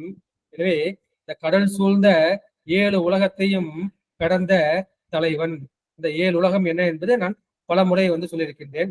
பூலோகம், போர்லோகம், சோலோகம், மகலோகம், ஜனலோகம், தபலோகம், சத்தியலோகம் என்ற அந்த 7 லோகம். நம்ம காயத்ரி ஊர் புவ சுவக என்று சொல்லி நம்ம ஆரம்பிப்போம். அந்த 7 லோகத்தை குறிக்கும். சற்று முன்பு சொன்ன போல அந்த பிரம்மலோகம் தான் சத்தியலோகம். அப்ப பிரம்மலோகம், விஷ்ணுலோகம், ருத்ரலோகம், மகேஸ்வரலோகம், சதாசிவலோகம், சத்தியலோகம், சிவலோகம். அந்த 7 உலகத்தையும் அவன் கடந்து இருக்கின்றான். 7 உலகத்திலும் இருக்கின்றான். அந்த 7 உலகத்தையும் தாவியும் இருக்கின்றான். விரிநீர் உலக ஏழையும் தாவுபிரான். அவனுடைய தன்மை அப்பல் அது போல வியாபித்துள்ள அந்த இறைவனுடைய அந்த தன்மையை, அவனது அருளை, அவனுடைய குணத்தை தான் அறிவார் இல்லை. அதை முழுவதுமாக அறிந்தவர்கள் யாரும் இல்லை. எல்லோரும் ஓரளவுக்கு தான் அறிந்த ஞானிகளே கூட ஓரளவுக்கு தான் அறிந்திருக்கின்றார்கள். முழுதையும் அறிந்தவர்கள் யாரும் இல்லை. பாவு பிரான் அருள் பாடலும் ஆமி. அப்பேற்பட்ட அந்த பெருமானுடைய அந்த அருளை என்னால் பாட முடியுமா, சிற்றருடைய என்னால் பாட முடியுமா என்று நம்முடைய திருமூல பிராமணன் சொல்லுகின்றார். எனவே நமக்கு ஆகாது என்பது கருத்து. திசை 10 நம்ம என்ன செய்வோம், அனுஷ்டானம் பண்றப்பே சரி, பூஜை பண்றப்பே சரி, நம்ம என்ன செய்வோம், திக்கு வந்தனம் செய்வோம். செய்யறப்ப நம்ம எங்க ஆரம்பிப்போம் அப்படின்னா கிழக்கு திசையை ஆரம்பிப்போம். இப்போ இந்திராய நமகன்னு கிழக்கு திசை ஆரம்பிப்போம். அப்புறம் அக்னியே நமக என்று தென்கிழக்கு திசையை வழிபடுவோம். இப்ப யமாய நமக என்று தெற்கு திசையை வழிபடுவோம். நடுதியே நமக என்று தென்மேற்கை வழிபடுவோம். அப்போ வருணாய நமக என்று மேற்கு திசை வழிபடுவோம். அப்புறம் வாயவே நமக என்ற வடமேற்கு திசை வழிபடுவோம். அப்புறம் குபேராய நமக என்று சொல்லி இந்த வடக்கு திசை வழிபடுவோம். அப்புறம் ஈசானாய நமக என்று சொல்லி இந்த வடகிழக்கு திசையை வழிபடுவோம். இப்போ 8 திசை முடிந்து விட்டது. அப்புறம் மேல பிரம்மாய நமக, கீழே விஷ்ணுவே நமக. இந்த பிரம்மா அன்னமாக எடுத்து மேல போனார் இல்லையா, விஷ்ணு பன்றியாக சென்று கீழே போனார் இல்லையா. எனவே இந்த 10 திசைகளும் வழிபட்டு அப்புறம் கீழே விழுந்து பெருமானை வணங்குவோம். அப்புறம் பெருமான் இந்த திசை 10ம் ஆகி நின்றான். இதுதான் தோல் நோக்கத்துல மாணிக்கவாசகர் உலக 7 திசை 10 தான் ஒருவனுமே. இந்த 7 உலகமாகவும் பெருமான் தான் இருக்கின்றான். திசை 10 இந்த 10 திசைகளாகவும் பெருமான் தான் இருக்கின்றான். தான் ஒருவனே. அப்பேற்பட்ட பெருமான் யாருன்னா அவன் ஒருவன் தான். அவன் எப்படின்னா அவன் தான் பலவாகி நின்றவா தோல் நோக்கம் ஆடாமோ என்று அந்த பாட்டுல சொல்லுவார்கள். அடுத்த திருப்பன் பதி பலாயது பண்டி உலகம் விதி பல செய்தொன்று மெய்மை உணரார் துதி பல தோத்திரம் சொல்ல வல்லாரும் மதியுல நெஞ்சுள் வாடுகின்றாரே. மக்கள் விதிவழி நின்றாலும் சரி, துதிவழி நின்றாலும் சரி, மனசுல ஒரு வாட்டம் இருக்கு, மனசுக்குள்ள துன்பம் இருக்கு. அந்த துன்பத்தை போக்க வேண்டும் என்றதுதான் இந்த பாடலின் திரண்ட கருத்து. பதி பல ஆயது பண்டு உலகம். பண்டுனா தொண்டு தொட்டே. பண்டாய நான்மறையும் பால் அணுகா. பண்டாய தொண்டு தொட்டே உள்ள அந்த மறைகளும் பெருமாண்ட பக்கத்துல கூட, பால்னா பக்கத்தை குறிக்கும், பக்கத்துல கூட போக முடியாது. பண்டு உலகம் தொண்டு தொட்டே தொன்மையான இந்த உலகம் பதி பல ஆயது பல தலைவர்களை உடையது. உலகத்துல பல ராஜாக்கள் இருக்கின்றார்கள், பல தலைவர்கள் ஆண்டு இருக்கின்றார்கள். அவர்களை இப்ப நம்ம பார்க்க முடியல, எல்லாருமே இறந்துபட்டு போயிருக்கிறார்கள். விதி பல செய்தொன்று மெய்மே உணரார். அந்த மாதிரி ஒவ்வொருவர்களும் ஒரு அரசாட்சி செய்யும் போது ஒவ்வொருவர்களும் ஒரு அரச நீதியை, தர்ம நீதியை, சாஸ்திர நீதியை மேற்கொண்டு சொல்லி இருக்கின்றார்கள். அவர்கள் பல விதிகளை அவர்கள் செய்து இருக்கின்றார்கள். அந்த மாதிரி விதி செய்தாலும் இப்ப மனு மனு நீதி செய்தார்.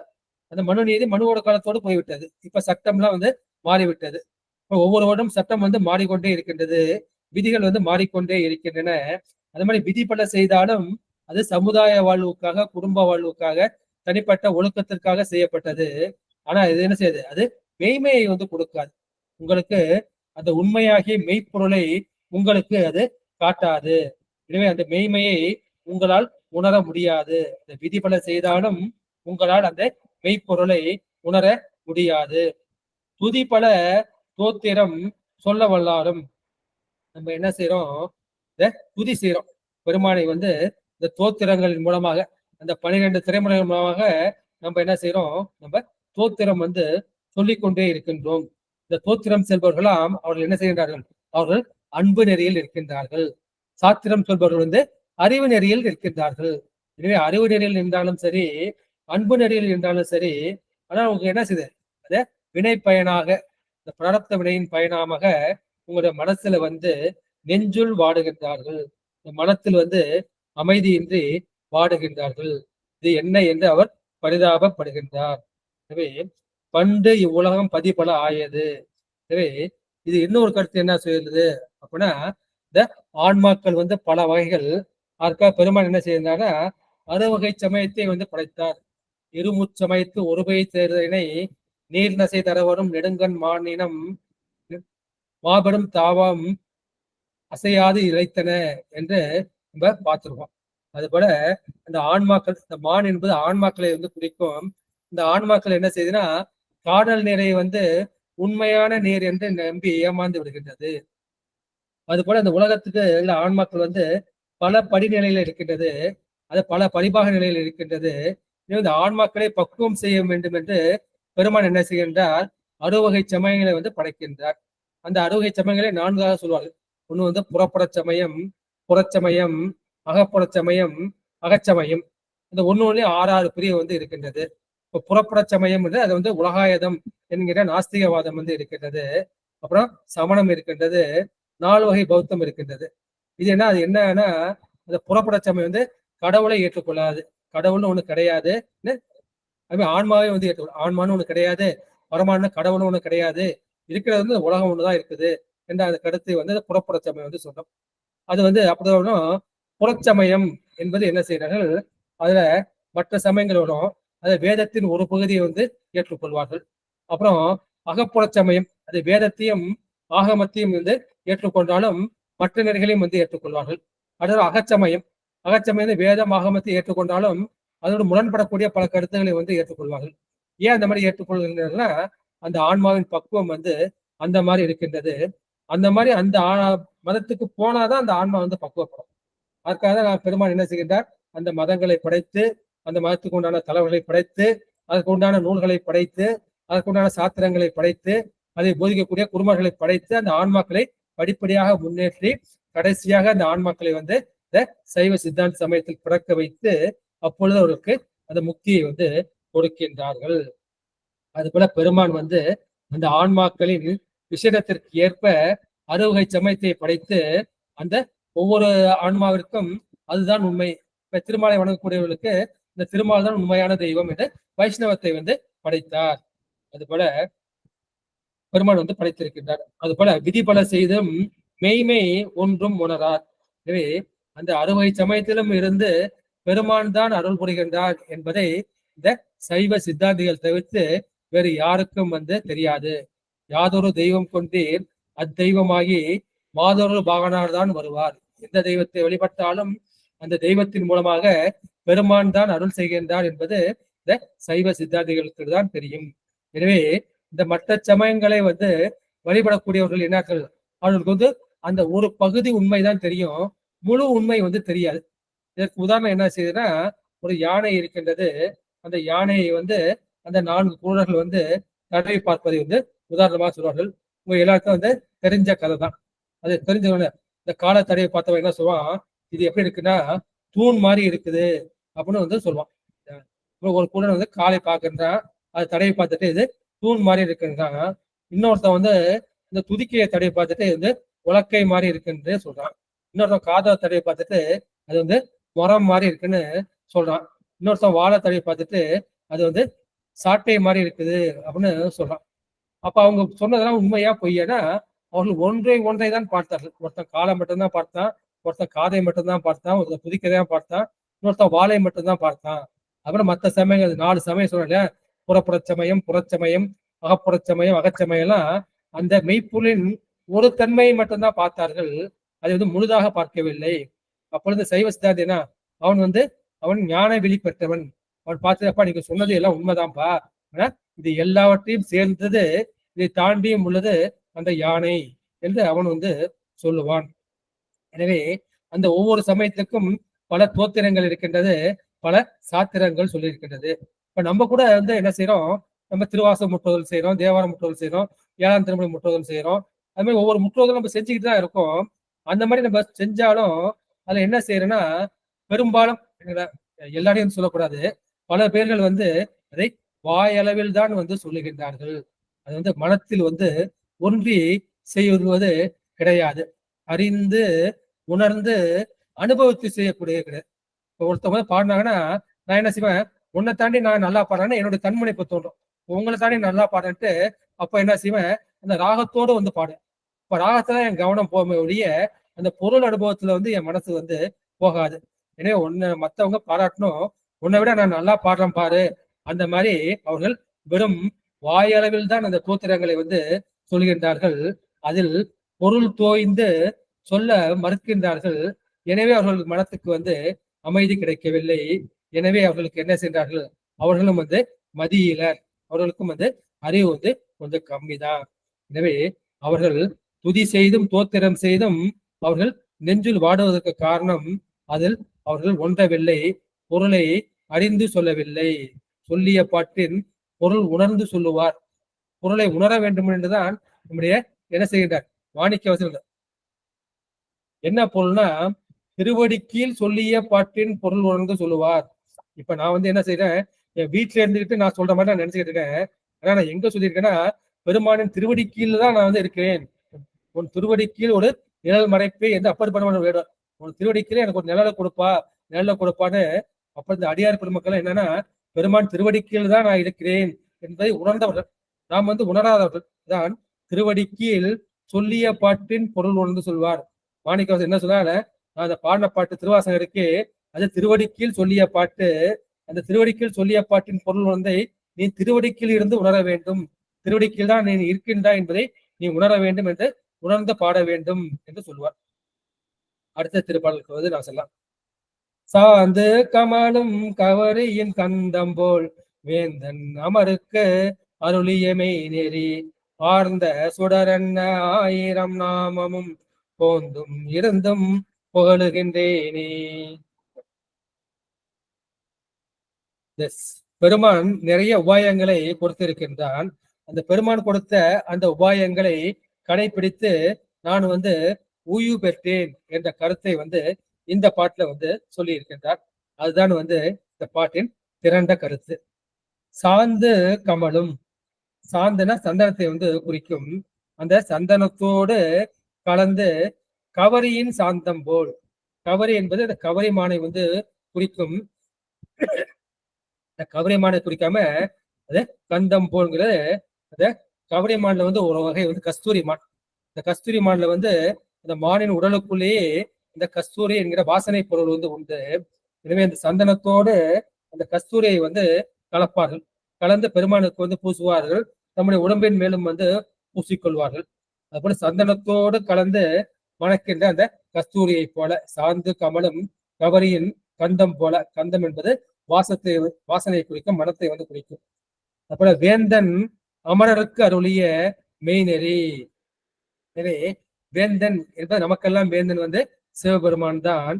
அந்த சிவபெருமான் என்ன செய்கின்றார், அவர் அந்த அமரர்களுக்கும் முனிவர்களுக்கும் இந்த 4வர்க்கும் நம்முடைய மக்களுக்கும் அவர் அருளிய மெய்நெறி, உண்மையான நெறி, இந்த உண்மை உபாயம். எல்லாத்தையும் எப்படி பண்ண, உபாயச்சரியை உபாய கிரியை, உண்மை சரியை உண்மை கிரியை, உண்மை யோகம் உபாய யோகம், உண்மை ஞானம் உபாய ஞானம் என்று பிரிப்பார்கள்.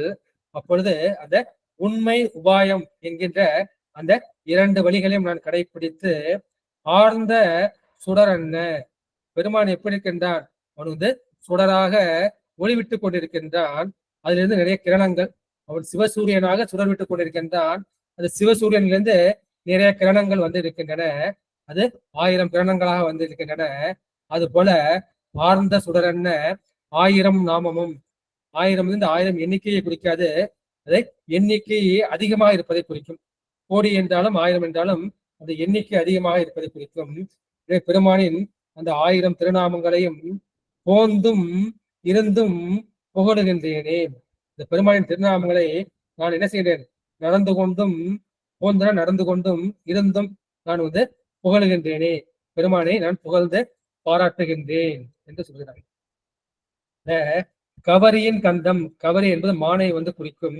அது வந்து கஸ்தூரி மானை வந்து குறிக்கும். எனவே இந்த கஸ்தூரி மானிலிருந்து அந்த கஸ்தூரி எடுக்கப்பட்டு அது சந்தனத்தோடு சேர்ந்தால் அப்போது வாசம் வந்து அதிகமாகின்றது. அது போல பெருமானை நான் அடைய வேண்டாம் என்ன செய்யலாம்? அதுக்கு தடையாக இருப்பது என்னன்னா என்னுடைய மனம் தான் இருக்கு. இந்த மனம் என்ன செய்து நிகழ்காலத்திலேயே இருக்க மாட்டேங்குது. அது ஒண்ணு கடந்த காலத்துல நினைச்சு கவலைப்படுது, இல்லை எதிர்காலத்துல நினைச்சு அது பயப்படுது. நிகழ்காலத்துல நிற்க மாட்டேங்குது. ஏன்னா அந்த மனத்தோட வேகம் வந்து அதிகமாக இருக்கின்றது.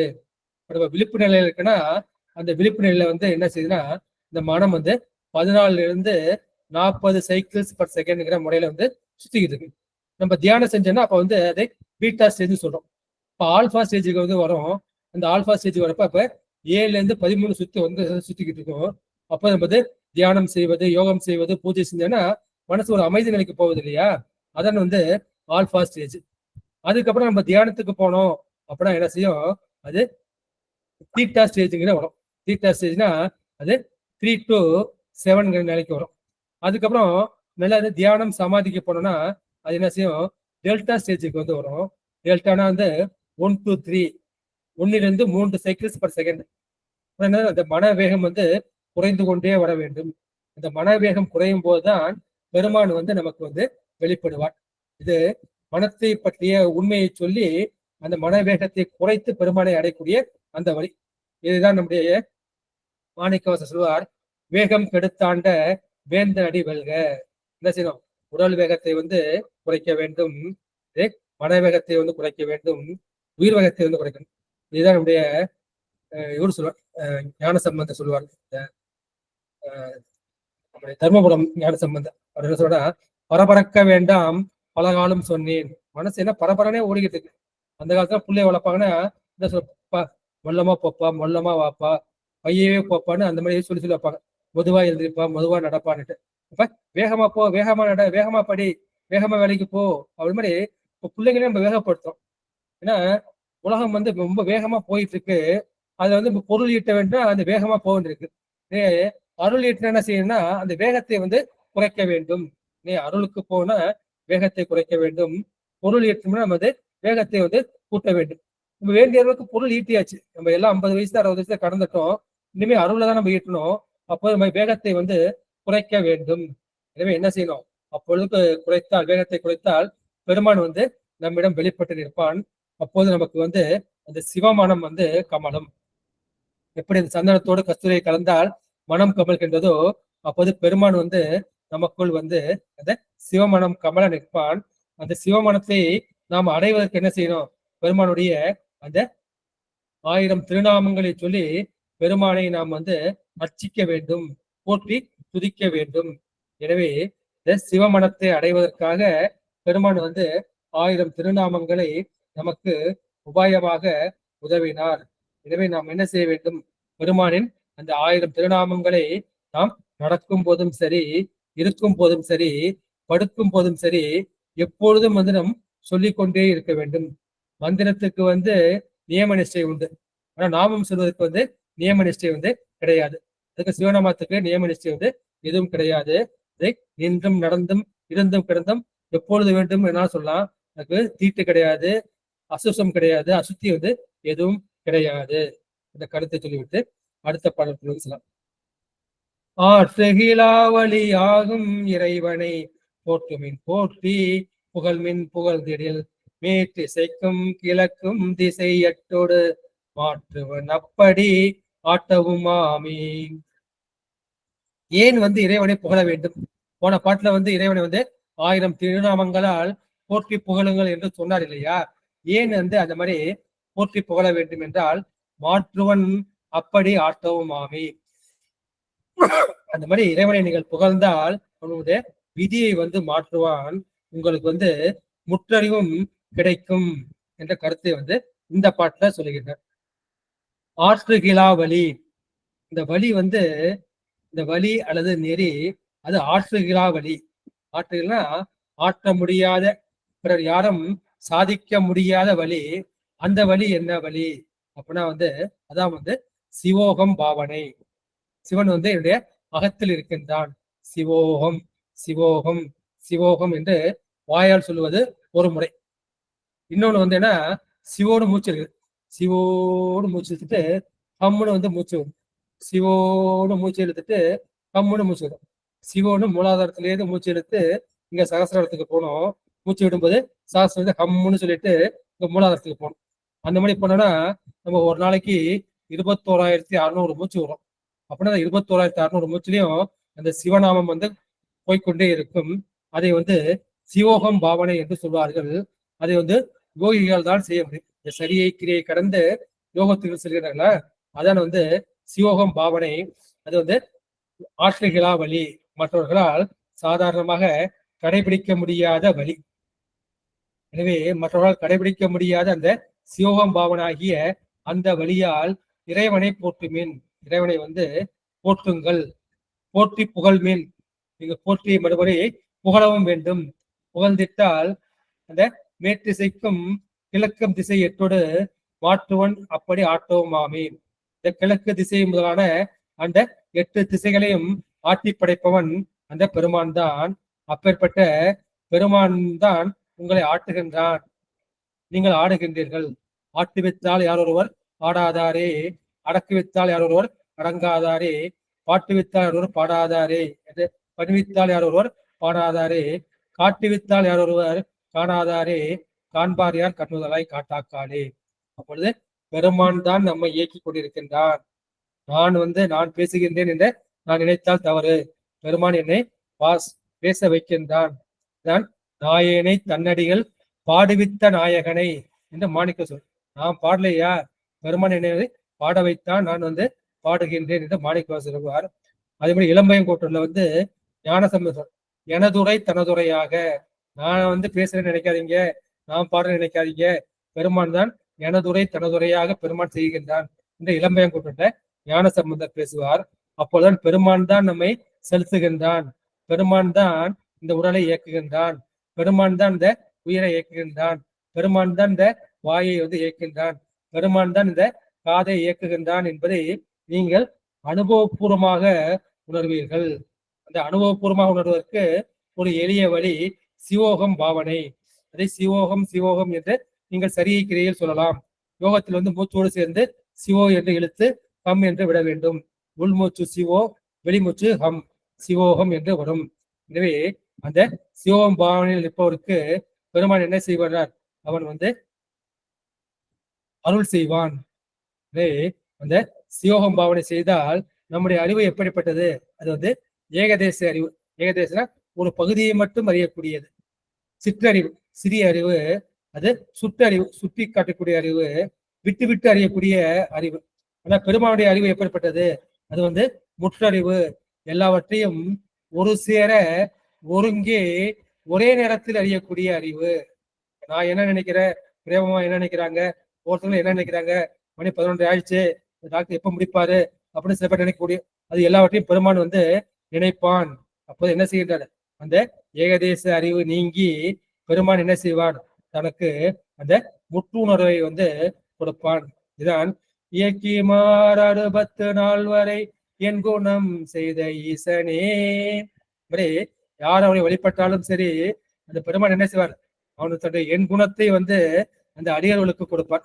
இதான் வந்து அப்பர் பெருமான் சொல்வார், நீ நான் எங்க இருக்கேன்னு நினைக்கிற, நீ இந்த பல்லவ ராஜ்யத்தில் இருக்கன்னு நினைக்கிற, ஆனா நான் வந்து என் குணத்துல இருக்கிறேன், என் குணத்துலமே என்று பாடுவார். இந்த மறுமொழி மாட்ட திருத்தாண்டகம் இருக்கு இல்லையா, அதை பாடுவார். நாமார்க்கும் குடியெல்லாம் நமனை அஞ்சம். அந்த பாட்டை கடைசி அடி வந்து யாம் என் குணத்துலோமே, நான் வந்து உன்னோட குடி கிடையாதுயா, நான் பல்லவனுக்கு அரசன் கிடையாது, பல்லவனுக்கு பிரஜை கிடையாது. எனவே நான் வந்து இந்த யமனுக்கே நான் பயப்பட மாட்டேன், யமனையை நான் பார்த்துட்டு வந்துட்டேன். அப்பேற்பட்டவன் நான் யாரு? அவன் பெருமானுடைய தூதுவன், நான் பெருமானுடைய அடியவன், பெருமான் ஒருவனுக்கு தான் ஆட்பட்டவன். பெருமான் எனக்கு என் குணத்தை கொடுத்து விட்டான், நான் அந்த என் குணத்தில் இருக்கின்றேன், அந்த முற்றறிவில் வந்து இருக்கின்றேன் என்று அப்பர் பெருமான் சொல்வதாக சொல்லி இன்றைய திருமணத்தினை நிறைவு செய்கின்றேன். நன்றி, வணக்கம். சிவாய நம. திருச்சிற்றம்பலம். அடியார் பெருமக்கள் தங்கள் கருத்துக்களை பதிவு செய்யலாம், ஐயங்களை கேட்கலாம், நிறைவு பாடல் பாடி நிறைவு செய்து விடலாம். சிவாய நமங்க. திருச்சிற்றம்பலம். அருமை அருமை. எல்லா கருத்துமே ரொம்ப அருமையா எடுத்து சொன்னீங்க, சிறப்பா இருந்தது. தனபாக்கியமா உங்களுடைய கருத்து சொல்லுங்க. மெய் மறந்து கேட்டுட்டு இருந்தேன். சிவாய் நமம்பா. ரொம்ப நல்லா இருந்தது ஐயா சொன்னது. சிவாய். மற்ற அடியார் யாராவது பேசுறீங்களா? ஏதோ ஒரு சந்தேகம் ஏதோ கேட்கறதா கேட்கலாம். விமலா தேவி அம்மா சொல்லுங்க, பேசுங்க. ஐயா திருவடி வணக்கங்க ஐயா. அனைத்து அடியார் திருவடிகளையும் வணங்குறேன். சமயங்கள் 6 வகை சமயங்கள் சொன்னீங்க ஐயா. நான் வந்து சமயங்கள்னா புது சமயம் அந்த மாதிரி நினைச்சேங்க ஐயா. இப்போதான் வந்து அகசமயம், அக சமயம், புற சமயம், புற சமயம், அகப்புற சமயம், அந்த மாதிரி 6 வந்து இதுதான் அப்படின்னு தெரிஞ்சுட்டீங்க ஐயா. அப்புறம் காமிய வழிபாடு, நிஷ்காமிய வழிபாடுன்னு சொன்னீங்க ஐயா. காமிய வழிபாடுன்னா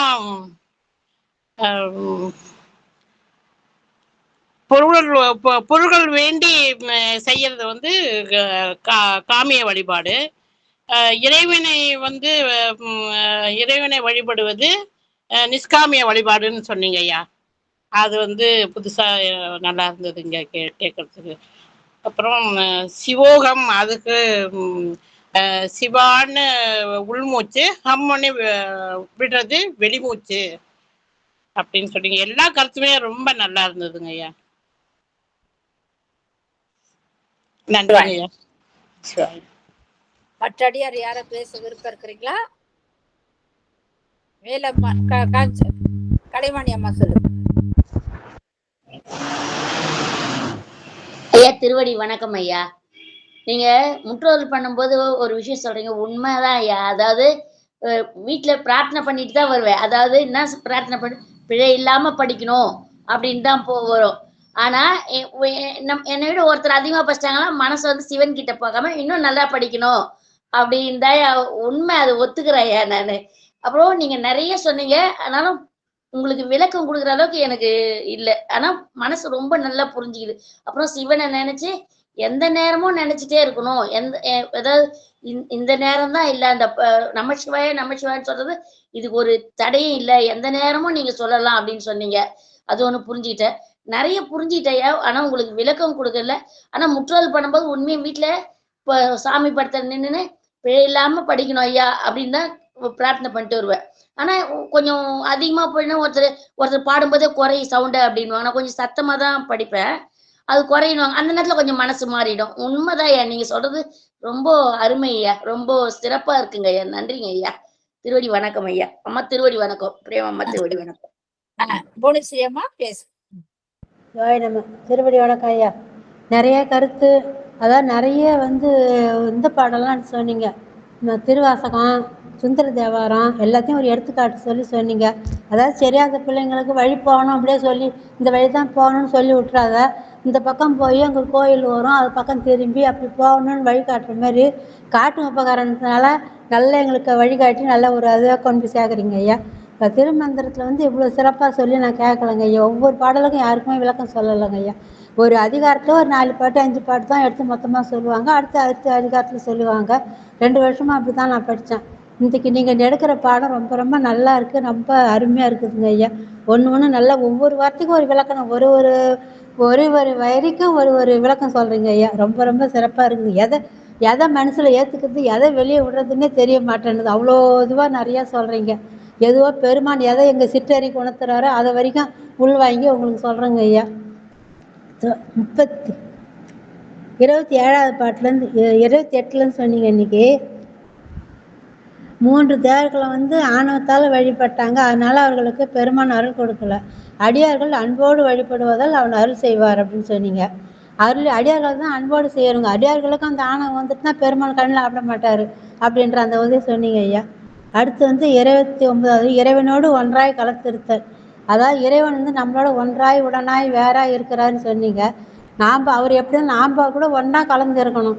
அவர் நம்ம பொருட்டு 3 விதமாக இருக்கிறாரு. நாம் அவரோட ஒரே நிலையில் இறைவனோட கலந்து இருந்தால் தான் நமக்கு அந்த ஞான அருள் கிடைக்கும் அப்படின்றத புரிஞ்சுக்கிட்டுங்க ஐயா. அடுத்து வந்து 30வது பாட்டுங்க ஐயா. நாம் வந்து பெருமானை வந்து எதுக்கு நாம் வேணும்னா வழிபாடு செய்யணும்னாக்கா, நாம் வந்து ஞானத்தை பெறணும். அவருடைய ஞானம் நமக்கு கிடைக்கணுன்றதுக்காக நம்ம அவர்கிட்ட வழிபாடு செஞ்சு போற்றி புகழ்ந்து அவருடைய அருளை வாங்கணும். நம்ம வந்து உலக பொருள்கள்லாம் வாங்கக்கூடாது. மண் வேணும், பொண்ணு வேணும், நகை வேணும், நட்டு வேணும், புடவை வேணும், அதெல்லாம் கேட்காம உன்னுடைய அருள் வரைக்கும் எனக்கு போதும், அது வரைக்கும் நீ கொடுப்பா அப்படின்னு சொல்லி பெருமான்கிட்ட அதையே அதிகம்தான், அதுவே நம்ம கேட்கக்கூடாது. அதாவது எதிர்பார்ப்பு இல்லாத செய்கிறது தான் ஒரு அன்புன்னு சொல்லுவாங்க. நம்ம அதை கூட கேட்கறதுக்கெல்லாம் இருந்தோம். நம்ம வந்து விதியின் வகைப்பட்டு அதை நமக்கு வேணுன்றதை கேட்குறோம். வேற எந்த உலக பொருள்லேருந்து எதுவும் வேணாம், உன்னுடைய அருள் வரைக்கும் போதும் அப்படின்னு சொல்லி வழிபாடு செய்யணும்னு சொன்னீங்க. அடுத்து வந்து எந்த நிலையில் வந்து யார் யார் வழிபாடு செய்தாலும் அந்தந்த நிலையிலேருந்து பெருமான் அவருக்கு அருள் செய்வார் சொன்னீங்க. நாம் எப்படி நினச்சி வழிபாடு செய்கிறோமோ அந்த நிலையில் அவர் வந்து நமக்கு காட்சி கொடுத்து அருள் கொடுப்பார். நாம் அதான் ஒரு சாணத்தை எடுத்து பிள்ளையாரை பிடிச்சி வச்சா அது பிள்ளையார் தான், எடுத்து போட்டோம்னா அது சாணம் ஆகிடுது. அதுமாதிரி நம்ம பார்க்குற கண்ணும் மனசில் இருக்கிறது தான் அதனுடைய பொருளாக வந்து அவர் நமக்கு காட்சி கொடுப்பாரு அப்படின்னு சொன்னுங்க ஐயா. அதை உணர்ந்துக்கிட்டேங்க ஐயா. அடுத்து வந்து பெருமான் வந்து ஆன்மாவின் அறிவுக்கு அப்பாற்பட்டவர். ஆமாங்க ஐயா, பெருமானுடைய சிற்றறிவுக்கு அவர் அகப்பட மாட்டார். ஞான அறிவு இருந்தால் தான் அவருடைய பேரறிவை நம்ம உணர முடியும், அனுபவிக்க முடியும். நம்ம இந்த ஆன்மாவுடைய சிற்றறிவால் அவர் கொஞ்சம் கூட கண்ணுக்கு தென்படவே மாட்டார். ஏன்னா அனுபவபூர்வமாக நான் தெரிஞ்சுட்டேங்க ஐயா. அடுத்து வந்து 33வது சாத்திரம் வந்து அறிவு நெறி, தோத்திரம் வந்து அன்பு நெறின்னு சொன்னீங்க. இந்த 4 சமயத்தை பற்றி சொன்னீங்க. அது வந்து புறசமயம், புறப்புற சமயம், அகப்புற சமயம், அகசமயம் அப்படின்னு சொல்லிட்டு அதுக்கு வந்து உதாரணமாக யானை கதை சொன்னீங்க. ஆமாம், 4 பேர் 4 சொல்கிறாங்க. நம்ம சிவசமயத்தில் தான் ஒரு காது யானைன்னு சொல்கிறோம். மீதி எல்லாம் ஒரு காது இருக்குது, வால் இருக்குது, மூக்கு இருக்குதுன்னு சொல்லலாம். தவிர இந்த சைவ சமயத்தில் இருந்து அது முழுசாக ஒரு யானைன்றதை கண்டுபிடிச்சி அதை உணர்ந்து அதை சொல்லியிருக்கிறோங்க ஐயா. அது சைவ சமயத்தில் நம்ம பிறந்ததுக்கு ரொம்ப சிறப்பாக இருக்குதுங்க. அந்த ஒரு விளக்கம் நல்லா இருக்குதுங்க ஐயா. அடுத்து வந்து பெருமானுக்கு 1000 திருநாமங்களை சொல்லணும்னு சொல்லுங்க. அவருக்கு ஒரு நாமம் திருநாமம் இது, அவருக்கு 1000 திருநாமம் சொல்லி வழிபாடு செஞ்சுக்கினே இருக்கணும். அதாவது நினைப்பு அது நினைக்கிறதும் மறக்கிறதும் நினைக்கிறதும் மறத்துக்குமா இருக்கக்கூடாது. எந்த நேரமும் எந்த வேலை செஞ்சாலும் பெருமானை நினைவு மனசில் இருந்துக்கினே இருக்கணும். நம்ம ஒரு ஊருக்கு போகிறோம்னா ஊருக்கு போகணும், எந்த ஊருக்கு போகணும் நினப்பு மனசில் வச்சுனா தான் நம்ம பஸ்ஸில் ஏறி உக்காடுறோம். யார்கிட்ட பேசணும் அந்த ஊருக்கு போகணுன்னு நினப்பு இருக்குது. பக்கத்தில் யார்கிட்ட குழந்தைய பார்த்தாலும் யாரை பார்த்தாலும் நம்ம எந்த ஊருக்கு போகணுன்னு அந்த சித்தத்தில் பதிக்கிற மாதிரி நம்ம எத்தனை நாமங்கள் சொன்னாலும் நம்ம இறைவனுடைய நாமத்தை சொல்லிக்கினே இருக்கணும். எந்த வேலை செஞ்சாலும் அதோட ஞாபகத்தையோ பேரையோ ஒரு புகழையோ அவர் பாடலையோ நமக்கு எது முடியுதோ அதை சொல்லிக்கினே செய்யணும் அப்படின்னு சொன்னீங்க ஐயா. இப்படி வந்து இறைவனை பொழுது நமக்கு என்ன கிடைக்கும்னு சொன்னாக்கா, நமக்கு வந்து அளவில்லாத இன்பத்தையும் முத்தி பெரியும் கொடுப்பான்னு சொன்னீங்க. சிவோக பாவனைன்னு சொன்னீங்க. நான் அது வந்து நான் செய்கிறேன், ஆனால் சிவ ஓம்ன்றது செய்யறதில்ல, சும்மா மூச்சு பயிற்சி வரைக்கும் செஞ்சுன்னு வரேன். நீங்கள் சொன்னதான் தெரிஞ்சுக்கணுங்க ஐயா. நாம் செய்யும் செயலெல்லாம் இறைவன் செயல் நினைக்கணும். நாம் தான் இது செஞ்சேன், நான் தான் இது செஞ்சேன், நான் தான் நீங்கள் நல்லா பேசினேன், நீங்கள் சொன்ன மாரி திருவாசகம் முற்றல் நான் தான் நீங்கள் நல்லா பாடினேன் அப்படின்னு நம்ம சொல்லக்கூடாது. பெருமான் என்னையும் பாட வச்சாரு, நானும் அதில் பாடினேன், நானும் ஒரு கருவியாக இருந்து செயல்பட்டேன்றதை நினைக்கணுமே தவிர நாம் தான் செஞ்சேன் நான் என்ற அந்த பொருளே வரக்கூடாதுன்னு சொல்லுவீங்க ஐயா. ரொம்ப சிறப்பாக இருக்குது. நீங்கள் சொன்ன வரைக்கும் கேட்டேன், எனக்கு புரிஞ்சுதான் நான் சொல்லிக்கிறேங்க ஐயா. திருச்சிற்றம்பலம் நல்லா விளக்கம் சொல்கிறீங்க, அருமையாக இருக்குதுங்க ஐயா. திருச்சிற்றம்பலம். திருவடி தாமரை அடியான் சென்னை மேல் சூட்டி வணங்குகிறேன் ஐயா. திருச்சிற்றம்பலம். திருவடி வணக்கம் ஐயா. வேலம்மாள் பேசு. அம்மா திருச்சிற்றம்பலங்கம்மா. ஐயா திருச்சிற்றம்பலங்க ஐயா. அடியார் திருவடிகள் எல்லாத்தையும் நான் வணங்கிக்கிறேங்கம்மா. சிவாய நம. சொல்றேங்கம்மா ஐயா. இந்த 1வது பாடல்ல இன்னைக்கு எடுத்ததுல வந்து இறைவன் வந்து நமக்குள்ள உள்ளும் வெளியும் கடந்து இருக்கிறார். கடந்து இருக்கிறதுனாலதான் அவருக்கு பேரு கடவுள் அப்படிங்கிறத நான் வந்து உணர்ந்துக்கிட்டேங்க ஐயா. அவரை வந்து நம்மளுடைய இதய தாமரையில வச்சு நம்ம வந்து வணங்கணும். அப்படி வணங்கணும்னா கடவுள் வந்து நமக்கு அருள் புரிவாருங்கிறத நான் வந்து உணர்ந்துக்கிட்டேங்க ஐயா. அம்மா எல்லாத்தையும் நிறைய சொல்லிட்டாங்க ஐயா. அது 1, 2 அம்மா விட்டதை மட்டும் நான் சொல்றேங்க ஐயா. அப்புறம் 2வது பாடல்ல வந்து காலையிலையும் மாலையிலையும் அந்தி சந்தி 2 வேளையிலையும் சூரியன் உதிக்கிற போதும் அவர் மறையிற போதும் அவர் வந்து அவரை வந்து நம்ம உள்ள தாமரையில வச்சு நம்ம வந்து வணங்கணும். அவருடைய ஒளி சிவந்த வானம் போல அவரோட ஒளி இருக்கும். செந்தாமரை மலர் போல அவருடைய ஒளி இருக்குங்கிறத நான் வந்து உணர்ந்துக்கிட்டேங்க ஐயா. கடவுள் வந்து ஆதியும் அந்தமும் 2ம் ஆதியும் முடிவும் எதுவும் இல்லாதவர் அப்படிங்கிறத நான் வந்து உணர்ந்தேங்க ஐயா. 3வது பாடல் வந்து திருக்கழுக்குன்றத்தோட அந்த பதிகம் பாடி நீங்க வந்து எங்களுக்கு அருள்மொழி கூர்னீங்க ஐயா.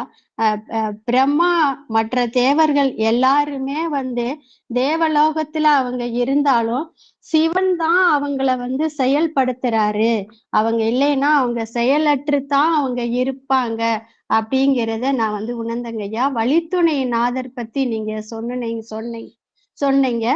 கடவுள் நமக்கு வந்து அவரை வணங்குறப்ப அவர் நமக்கு வழித்துணையா நின்னு நம்மள வழி நடத்துவாரு. அப்படி மார்க்க சகாயர் அப்படிங்கிறத நான் உணர்ந்துக்கிட்டேங்க ஐயா. வித்து வந்து வருபடாம நாம வந்து இருக்கிறோம். அந்த வருபட்ட வித்து தான் மீண்டும் முளைக்காது, பிறவி இருக்காது.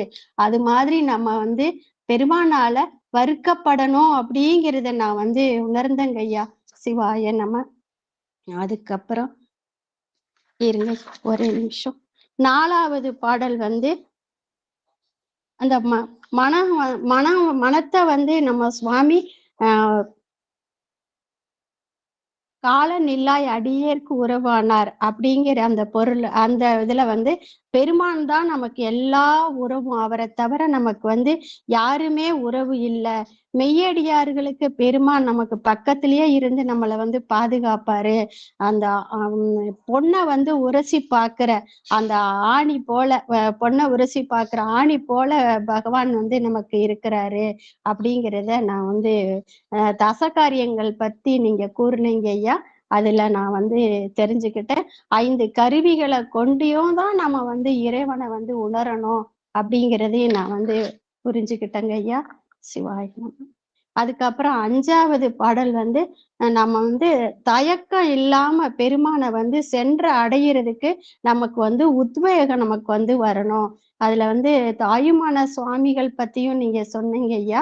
ஒரு கன்றுக்குட்டி போய் தன் தாயை அடைஞ்சு அதை பால் உண்றதுக்கு எவ்வளவு துடிப்போட ஆர்வத்தோட அது இருக்குமோ அது மாதிரி நாம வந்து இறைவனை போய் அடைஞ்சு அவர் பாதத்தை சேர்றதுக்கு எப்பொழுதும் அவருடைய ஞாபகமாகவும் எந்த நேரமும் சிவசிந்தனையோடையும் இருக்கணுங்கிறத உணர்ந்தங்க ஐயா.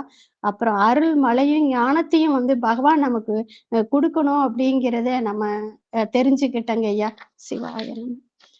6வது பாடல்ல வந்து பகவான் வந்து நமக்கு அந்தந்த நிலைமைக்கு ஏற்ப இப்ப அதிகமா நல்ல தவமெல்லாம் செஞ்சு பகவானை அடையணும்னு நினைக்கிற முனிவர்களுக்கு அவங்க நிலைமைக்கு ஏத்த மாதிரியும், நாங்கெல்லாம் இப்பதான் உள்ள வந்திருக்கிறேங்க ஐயா, நான் இப்பதான் வந்திருக்கிறேங்க ஐயா, அதனால எனக்கு தகுந்த மாதிரியும் பெரிய பெரிய அடியார்களுக்கு தகுந்த மாதிரி அந்தந்த நிலைமைக்கு ஏற்ப பகவான் வந்து அருள் புரிவாரு. அதை நம்ம பயன்படுத்திக்கிட்டு அதுக்கு தகுந்த மாதிரி எல்லாத்தையும் தெரிஞ்சுக்கிட்டு அவருடைய சிவனடி சேர்றதுக்கு அவரை நம்ம நித்தமும் வணங்கணுங்கிறத அந்த 6வது பாடல்ல புரிஞ்சுக்கிட்டேங்க ஐயா.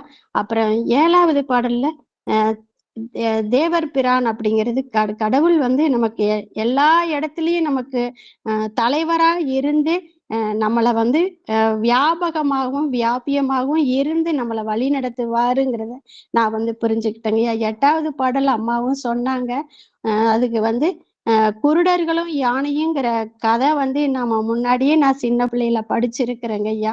அதுல வந்து ஒவ்வொரு சமயம் இந்த 60 சமயங்களை பத்தி நீங்க கூறி அந்த சமயங்கள்ல இருக்கிறவங்க ஒவ்வொருத்தரும் ஒவ்வொரு கருத்து சொன்னாலும் முழுசா எல்லாருமே கடவுளை பத்தி இதுதான் உண்மைங்கிறத உண்மை பொருளை கூறல.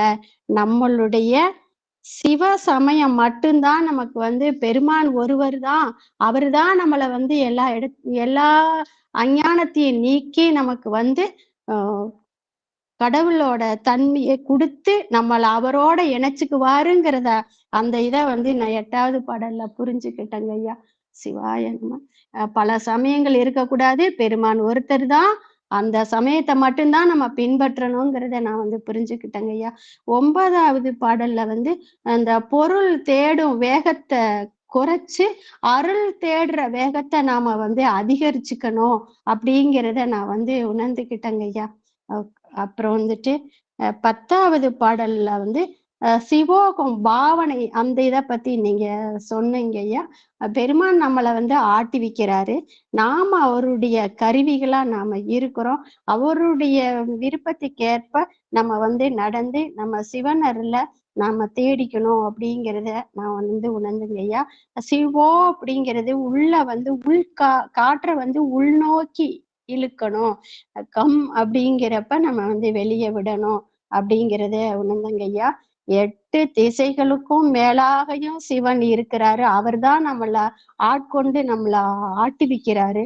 அவருடைய விருப்பத்துக்கேற்ப நம்ம வந்து சிவநெறிய கடைப்பிடிச்சு ஒழுக்கத்தினால சிவனை அடையணுங்கிறத நான் வந்து உணர்ந்தங்க ஐயா. சிவாய நம. திருச்சிற்றம்பலம். விலைகள் இருந்தால் திருத்தி கொடுங்கங்க ஐயா. சிவாய நமங்க ஐயா. எல்லாத்துக்கும் அப்புறம் அம்மா எனக்கு ஒரே ஒரு நிமிஷம் கொடுத்தீங்கன்னா கடைசியா ஐயாட்ட ஒரு வார்த்தை பேசிக்கிறேங்கம்மா. இப்ப மற்றவங்க பேசி முடிக்கட்டுங்கம்மா. திருச்சிற்று. சாருமதி அம்மா பேசு. ஐயா திருவடி வணக்கம் ஐயா. பெருமான் வந்து விண்ணாகவும் மண்ணாகவும் எல்லாமாகவும் அவருதான் இருக்கிறாரு. அவரு வந்து ஒளி வடிவா இருக்காரு. அத வந்து நம்ம ஞானத்தை கொண்டுதான் அவரை வந்து நம்ம பண்ண முடியும். ஞானம்னா எப்படின்னா நம்ம பெருமானோட 1000 நாமத்தையும் சொல்லி நம்ம அந்த இதயத்தாமன் சும்மா கண்ணுல பாக்குறதோ நம்ம கையால செய்யறதோ இல்ல, நம்ம அத வந்து அந்த உணர்வை வந்து நம்ம இதயத்துக்குள்ள வச்சுக்கணும் எப்பவும். அது என்னன்னா நமச்சிவாய நமச்சிவாய, அவரே நமக்கு வந்து அந்த நாமங்கள் எல்லாம் அவரேதான் அருளி இருக்காரு. அந்த சிவபெருமானோட நாமத்தை நம்ம மனசுல எப்பவும் அந்த இதய தாமரையில வச்சு நம்ம பூஜிச்சுட்டே இருக்கணும் அப்படிங்கறத நம்ம இந்த மந்திரத்து மூலமா தெரிஞ்சுக்கிட்டாங்க ஐயா, நீங்க சொன்னது மூலமா. அப்புறம் வந்து நம்ம என்னதான் நம்ம பிழை செய்தாலும் என்ன செஞ்சாலும் அவரு பொறுக்கிற ஒரே ஒரு கருணையாளன் வந்து நம்ம சிவபெருமான் தான். நம்ம இப்ப பிழை செஞ்சுட்டோம், இப்ப நம்ம அந்த உலக பொருளுக்குள்ள வந்துட்டோம், அடுத்த நொடி நம்ம அவரை நோக்கி போறோம்னா அவரு நம்மள ஏத்துப்பாரு அப்படிங்கிறதையும் சொன்னீங்க ஐயா. அது மாதிரி எல்லா கருத்துக்களுமே நல்லா இருந்ததுங்க ஐயா. எல்லா விளக்கமும் ரொம்ப அருமையா சொன்னீங்க. 7 உலகங்கள் அந்த இதுவும் திசை 7 திசைக்கும் 10 திசைக்கும் அவராதான் இருக்கிறாரு அப்படின்னு சொன்னது எல்லாமே நல்லா இருந்தது ஐயா. அவரு வந்து அவரோட இது சொல்லும் போது அந்த அந்தி பொழுதுல வர்றது, இரவும் பகலும் சந்திக்கிற நேரம், அந்த மாலை பொழுதுல வர அந்த ஒளிய சொல்லி சொன்னதெல்லாம் அந்த கருத்தெல்லாமே ரொம்ப நல்லா இருந்ததுங்க ஐயா. அப்புறம் வந்து பசு எப்படி கன்றுக்குட்டிக்கு பசிச்சதும் போய் தேடி போய் இது பண்ணுமோ, அந்த பசு தேடுமோ அந்த கன்று, அந்த மாதிரி நம்மள வந்து சிவபெருமான் வந்து நம்ம தேடி போனோம்னா அப்படி வந்து அவர் அரவணைச்சுப்பாரு.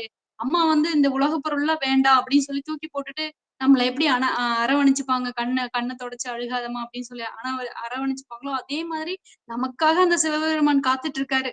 நம்ம வந்து அவரை வந்து வழிபடணுங்கிறத எல்லா பாடல் மூலமா அந்த ஒரு கருத்தை, அதுக்கு நம்ம ஞானத்தை கொண்டு வரணும். சும்மா அப்படியே பாடுறது இது பண்றதெல்லாம் இல்லாம நம்ம அந்த ஞானத்தை கொண்டு அவரை மனசுல நினைச்சு உறுதியா வழிபடணுங்கிறத எல்லா இதுலயும் தெரிஞ்சுக்கிட்டாங்க. சிவாயம் திருவடி.